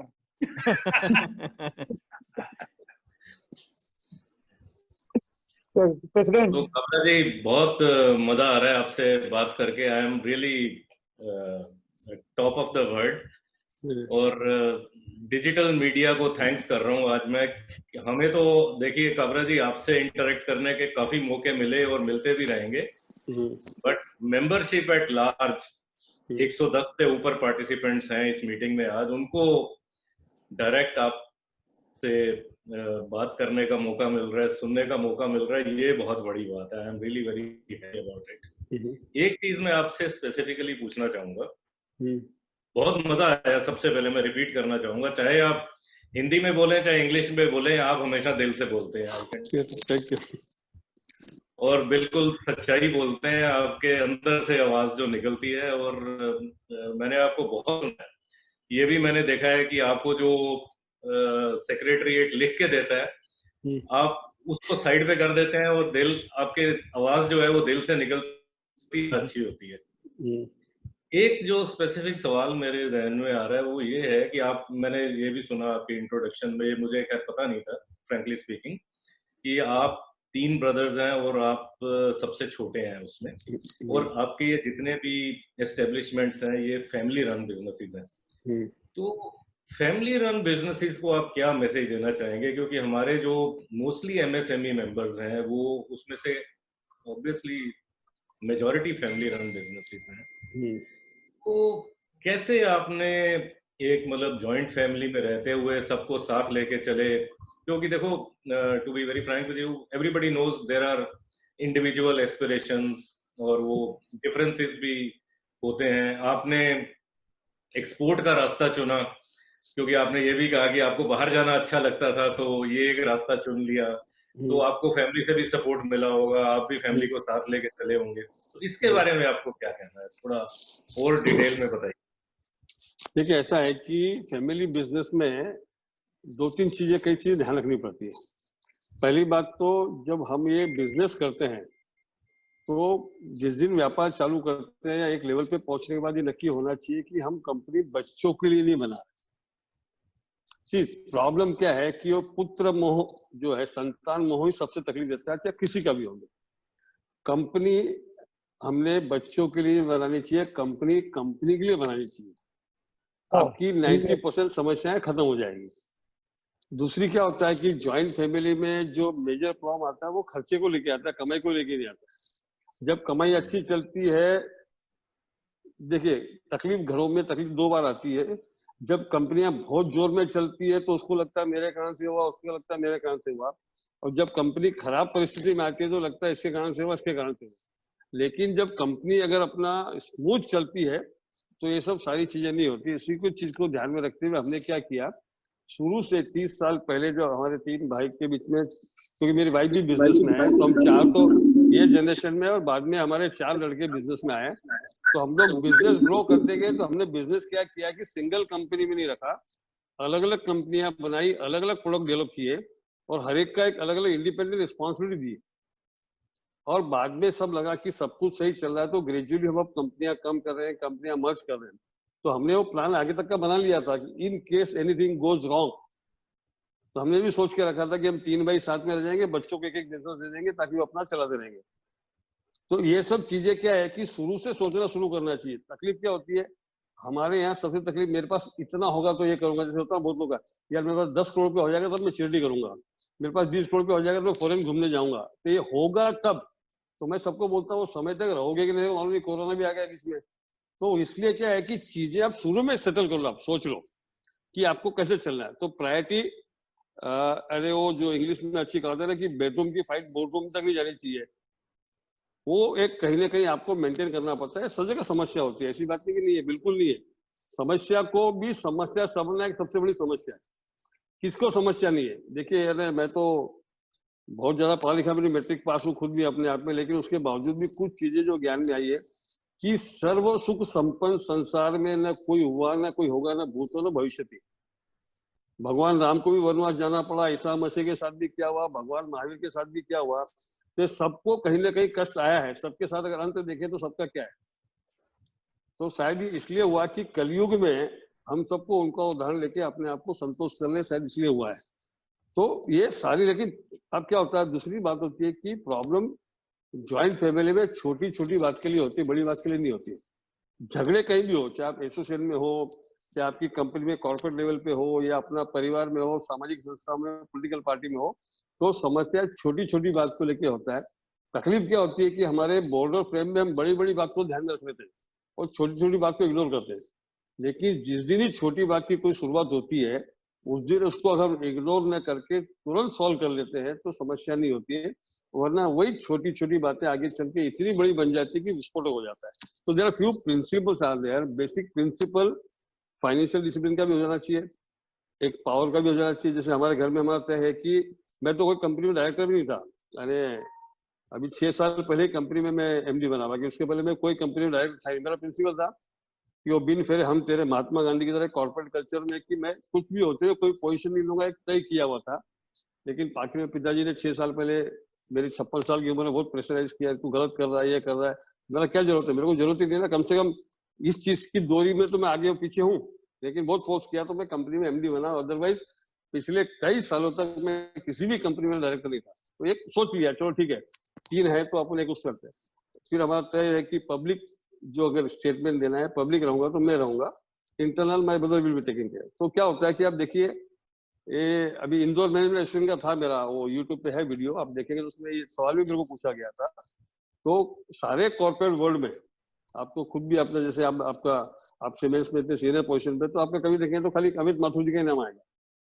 जिस दिन वहां 3-4 लोग का नाम आ गया, ज्वाइंट एमडी का आ गया, फॉर एग्जाम्पल कोई सीईओ का नाम आ गया और इनका भी नाम आ गया, then there will be problem. और तो जितने आप देखिए अपना भारतीय एयरटेल का देखिए आप, वो भी 3 भाई है, लेकिन पब्लिक खाली सुनील मित्तल को जानती है, क्योंकि वो खाली सुनील मित्तल का एक का नाम चल रहा है मार्केट में, तब तक ही वो फैमिली ज्वाइंट फैमिली चल रही है। जिस दिन वो राजन का भी नाम आ जाएगा, उसके दूसरे तीसरे भाई का भी नाम आना शुरू हो जाएगा, तो एक अलग बात बोलेगा, एक अलग अर्थ बोलेगा होगा। वैसे आप फ्यूचर ग्रुप में देखेंगे तो लोग 5 भाई है, कजिन ब्रदर 5 मिला के साथ में, लेकिन you will know only Kishore Biyani name. वैसे वीडियो कॉल ग्रुप चलो समझो अभी तकलीफ में है तो खाली एक वीडियो कॉल दूसरे नाम होता है। तो these are the basic small principle in a joint family also. You need someone who will take care outside, someone who will take care inside. तो फैमिली में अंडरस्टैंडिंग होनी चाहिए भाई, चलो ठीक है हमारा परिवार कितना बड़ा हो, कंपनी कितनी बड़ी हो भाई, इसी जब आपका पब्लिक इश्यू आएगा सबका नाम आएगा, प्रमोटर का सबका नाम आएगा, लेकिन public face should be one. जिसरी कंपनी में जब एक से ज्यादा 2 जन या 3 जन का जब नाम आना शुरू होता है मार्केट में, there is created problem. Just small thing. अरे आपको इसको थोड़ा डीप स्टडी करना पड़ता है, आपको इसमें सोच करनी पड़ती है। इसलिए बोला ना कि हर चीज, चाहे आपका पर्सनल लाइफ हो, you should decide your purpose, चाहे बिजनेस हो, you should decide your purpose. मैं इसलिए बार बार बोलता हूँ कि बिजनेस प्लान मत करो, बिजनेस डिजाइन करो। वैसे भी फैमिली कैसे चलानी है उसको, उसकी पर्पस नक्की करो, उसको डिजाइन करो। होता क्या है कि एक दौड़ में हम सब बातें भूल जाते हैं, सीधा अपने काम में लगे रहते हैं। तो सर्टन टाइम जो 80-20 का फार्मूला जो आज 150 साल पहले चालू हुआ दुनिया में, इतनी किताबें बनी है, तो 80-20 फार्मूला अगर आप हर जगह ध्यान देंगे कि भाई बिजनेस है तो भाई 80% बड़ी बातों में ध्यान दूंगा, लेकिन 20% तो छोटी छोटी समस्या को ध्यान दूंगा। तो ये 80-20 का फार्मूला बैलेंसिंग जो है, उसको अगर ध्यान रखेंगे तो इतनी समस्या नहीं आती है। ये एमएसएमई में है, मेरे को लगता है एमएसएमई में काफी बड़ी समस्या है।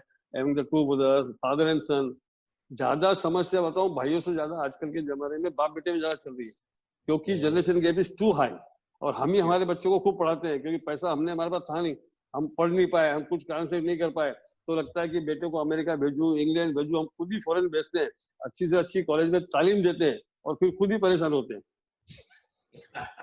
चैलेंज बहुत खूब बहुत अच्छी तरह से एक्सप्लेन किया। Thank you Harish ji, all yours.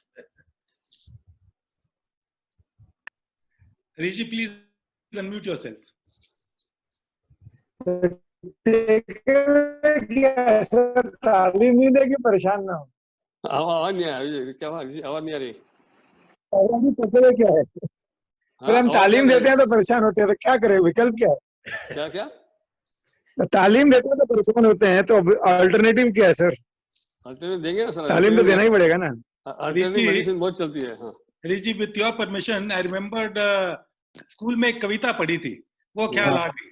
मतलब रात यूं कहने लगा मुझसे गगन का चांद, आदमी भी क्या अनोखा जीव होता है, उलझने अपनी बना के आप ही फंसता, फिर चैन से जागता न सोता है। तो कविता तो बाबू विवेक साहब हो गए ना, उनको बोलो कविता सुनाएंगे बढ़िया।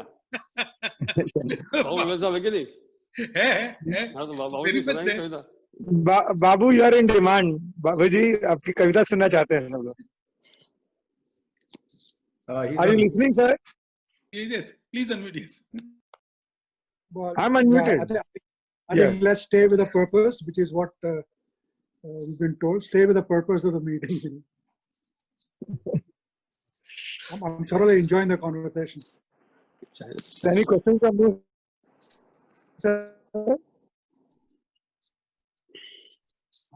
Harish, your voice is not clear. Any questions? Some signal problem.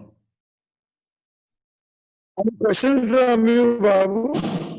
I think Harish ji, आप 2 जगह आपके नाम आ रहे हैं, आपके 2 मोबाइल भी ऑन है, शायद एक और 2 यू हैव टू कहीं से लीव करो मीटिंग। एक मोबाइल इसलिए ऑन था कि लोड शेडिंग हो गया था, इसको ऑफ कर दो। हाँ, एक ऑफ करिएगा। Now is that okay? Yes, better. Yeah. So any question from you, sir, Babel ji? I think if I have to ask a question to Kapraji, because I've interacted pretty closely with him. My question to you would be is when you grow empowerment of the employees, how do you build a team? Because while you may have all the understanding that में आपके संबंध अच्छे होंगे, पर जो आपके साथ काम करते हैं उनको कैसे आप चुनते हैं और कैसे उनका विकास करते हैं, और कैसे अपने जो आपका वैल्यू सिस्टम है, तो बड़ा मूल चीज आप बता रहे हो, तो आपके साथ काम करते हैं उनको वो वैल्यू सिस्टम कैसे देते हो और कैसे अश्योर करते हो कि उसमें 0 टॉलरेंस रहे? देखिए, इसमें ऐसा है कि हाँ, कि मेन सवाल ये कि आपको ये सोचना है कि जो लोग आपके साथ काम कर रहे हैं ना, वो आपके साथ काम कर रहे हैं, आपको उनके साथ काम कर रहा है। उल्टा सोचना चाहिए कि वो मेरे साथ काम नहीं कर रहा, मैं उसके साथ काम कर रहा हूँ।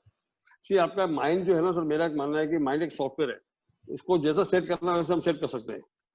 तो टीम के साथ ये बात पक्की होनी चाहिए कि हमारे ग्रोथ के साथ हमारे लोगों की फाइनेंशियल ग्रोथ, हमारे लोगों की रिस्पेक्ट ग्रोथ, हमारे लोगों की टैलेंट ग्रोथ, ये तीनों को साथ में लेना पड़ेगा। जनरली कंपनियां क्या करती है कि फाइनेंशियल ग्रोथ कर देती है पोजीशन, क्योंकि सब कंपनियों में एचआर बहुत पावरफुल हो गया तो एचआर के हिसाब से उसकी पोजीशन ग्रोथ हो जाती है।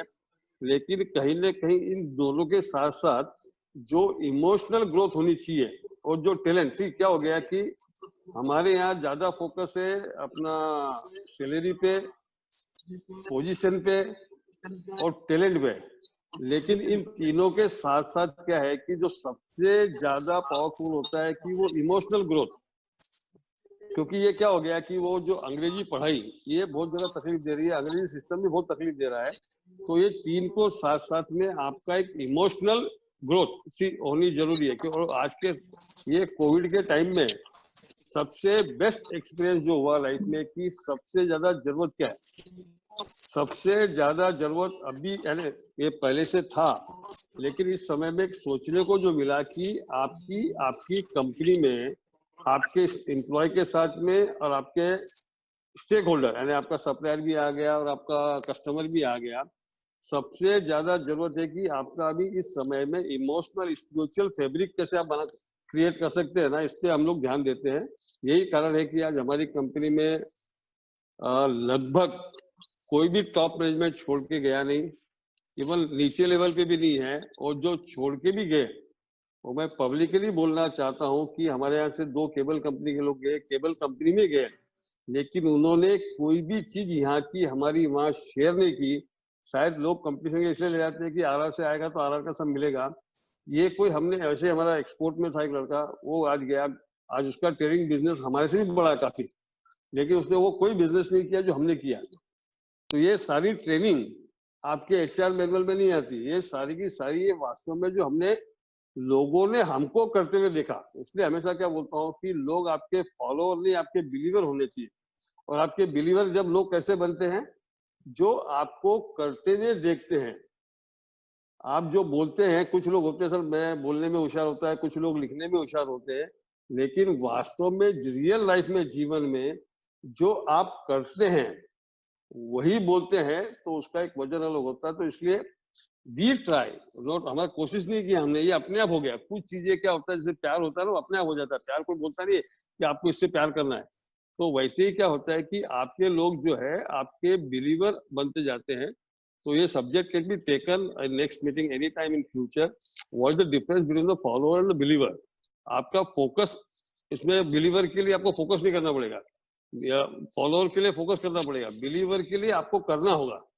तो उसपे एक होता है। तो बाबूजी ये आपने तो नजदीक से देखा भी है थोड़ा बहुत, लेकिन we try to manage it. My last question to you is branding. RR Kabel has done a lot on branding. How important is branding in electrical business? And when आपने कब शुरू किया उसको, और आपका क्या मैसेज है इंडस्ट्री को ब्रांड बनाने के संबंध में? क्या प्रयास करना चाहिए, क्या अलग अलग तरह की कंपनी को करना चाहिए? क्योंकि मुझे लगता है कि बिजली कंपनियों में हिंदुस्तान में ब्रांड बिल्डिंग की तरफ कम काम हो रहा है। एज एन एसोसिएशन काफी काम हुआ है, पर इंडिविजुअल कंपनीज ब्रांड बिल्डिंग में उतना काम नहीं है जितना बाकी इंडस्ट्रीज में होता है, विदेशों में भी होता है। देखिए, ब्रांड बिल्डिंग का सबसे पहले तो आपकी इंटरनल ब्रांड बिल्डिंग होनी चाहिए। See companies are focusing more on external branding and they don't do internal branding. And internal branding अगर आपकी सही है, see if you got money, आप टीवी में ऐड कर सकते हो, आप बढ़िया कर सकते हो, आप 50 करोड़ रुपया, 10 करोड़ रुपया, 20 करोड़ रुपया, 30 करोड़ रुपया आप खर्चा करके आप ब्रांड क्रिएट कर सकते हैं, लेकिन वो सस्टेनेबल नहीं है। जबकि आपका इंटरनल ब्रांडिंग यानी इन टर्म्स ऑफ आपकी जो क्वालिटी है, आपका जो मेन पावर है, राइट फ्रॉम आपका प्यून ड्राइवर से लेकर चेयरमैन तक, उनके डीएनए में जब तक ब्रांडिंग नहीं आती है, आपका अकाउंट्स के बंदे को भी ब्रांडिंग ऐसी, whatever you do it has to later see, यानी 2 चीज जरूरी लाइफ में, एक ब्रांडिंग और इनोवेशन। आपका ऑर्गेनाइजेशन का पूरा सिस्टम, ये खाली सबसे बड़ी बात है कि B2C कंपनी के लिए, B2B कंपनी के लिए भी उतना ही लागू होता है।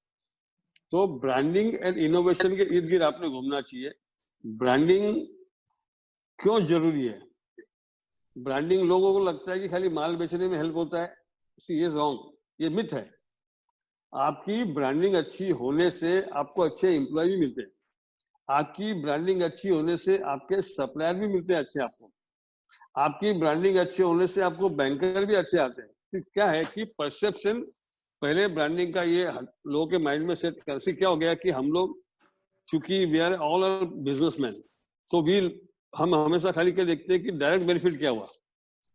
हम लोग डायरेक्ट बेनिफिट और डायरेक्ट लॉस के बीच में घूमते रहते हैं, जबकि उसके इनडायरेक्ट बेनिफिट और इनडायरेक्ट लॉसेस को अगर कैलकुलेट करेंगे तो ये सारा विषय बहुत लंबा हो जाता है।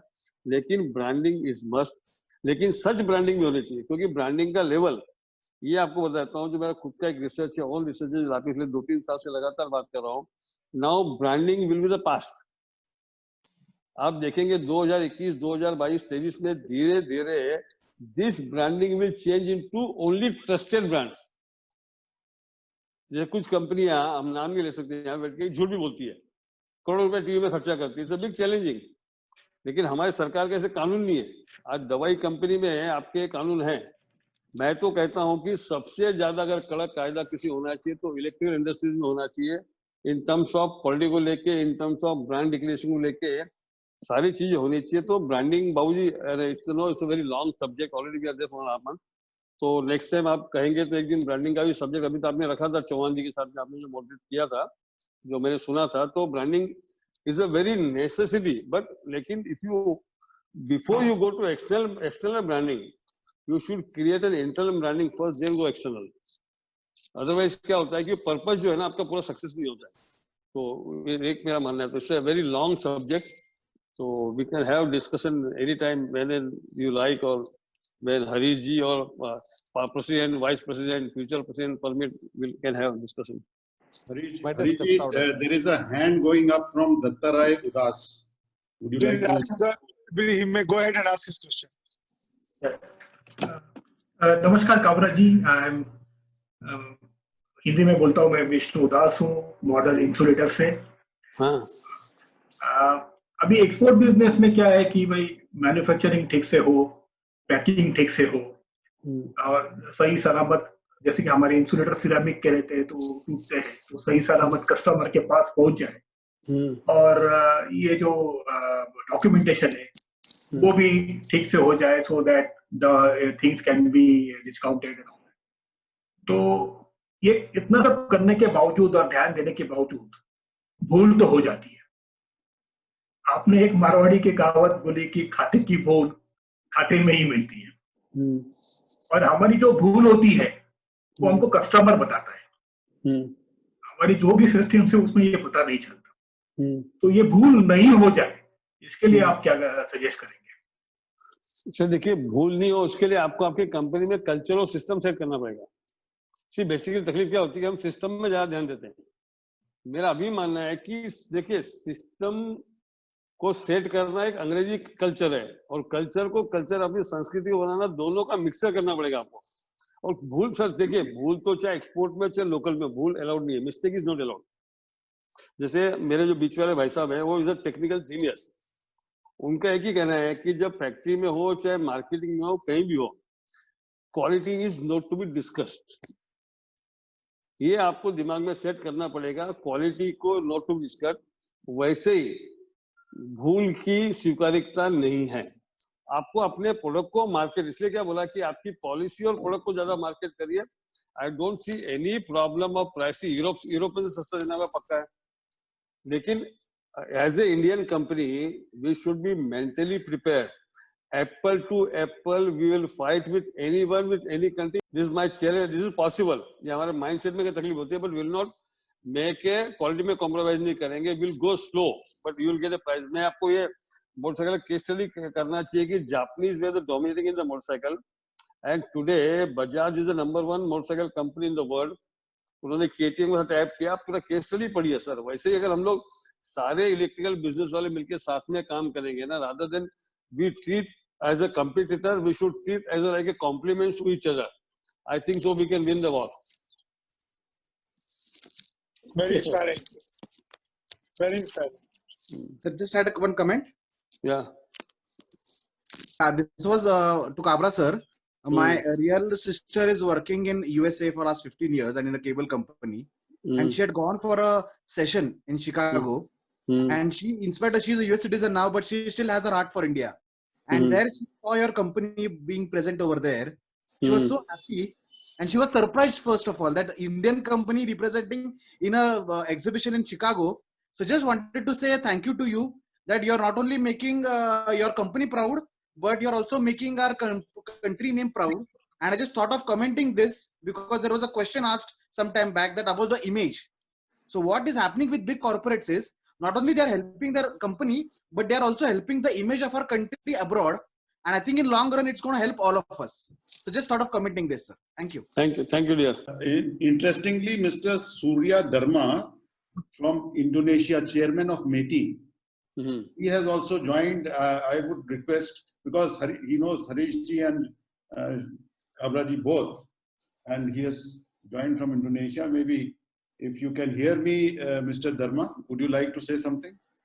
Because I was wondering whether our language he is able to understand or not. So, Harish ji, maybe we should acknowledge him because chairman of METI is here. So thank you for joining us.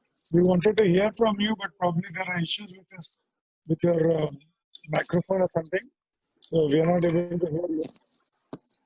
So, Sunil, if there's nobody else, then probably Rohit will close. That's his closing remarks. Kabra ji ने इतनी देर से hint दिया है, हिंदी में बात करेंगे क्योंकि भाषा से बहुत फर्क पड़ता है। और बहुत अच्छा लगा कि आई थिंक मेरे ख्याल से पहली अपनी ईमा की इतनी बड़ी मीटिंग होगी जो जनरली हिंदी में चली। तो अगर कोई बोले तो लोग फॉलो कर लेते हैं और बहुत अच्छा लगा कि आपने ऐसे शुरू किया। बट आई थिंक फ्रॉम जैसे सबने बोला दिल से बात आई और हर एक पॉइंट जो आपने बोला है बड़ा सिंपल, लेकिन करने में बहुत या लोग करते नहीं। और I think the power of a leader is always कि आप सिंप्लीफाई कीजिए चीजों को। तो आपने वो बहुत अच्छे से एक्सप्लेन किया। आई थिंक हर क्वेश्चन का आंसर जो आपने दिया बहुत सिंपल और सीधा था, क्योंकि दिल से था। और आई थिंक अगर वैसा लोग कर सकें तो उसका बेनिफिट मिलेगा लोगों को। जैसे लोग कहते हैं नॉर्मली फ्राइडे को इंग्लिश कॉन्सेप्ट है तो मैं बोलना नहीं चाहता था, लेकिन फिर भी बोल देता हूँ। Friday evening normally happy hour होता है। I think this is a very good happy hour where we got very engaging discussion. So thank you Kabra ji, बहुत मजा आया।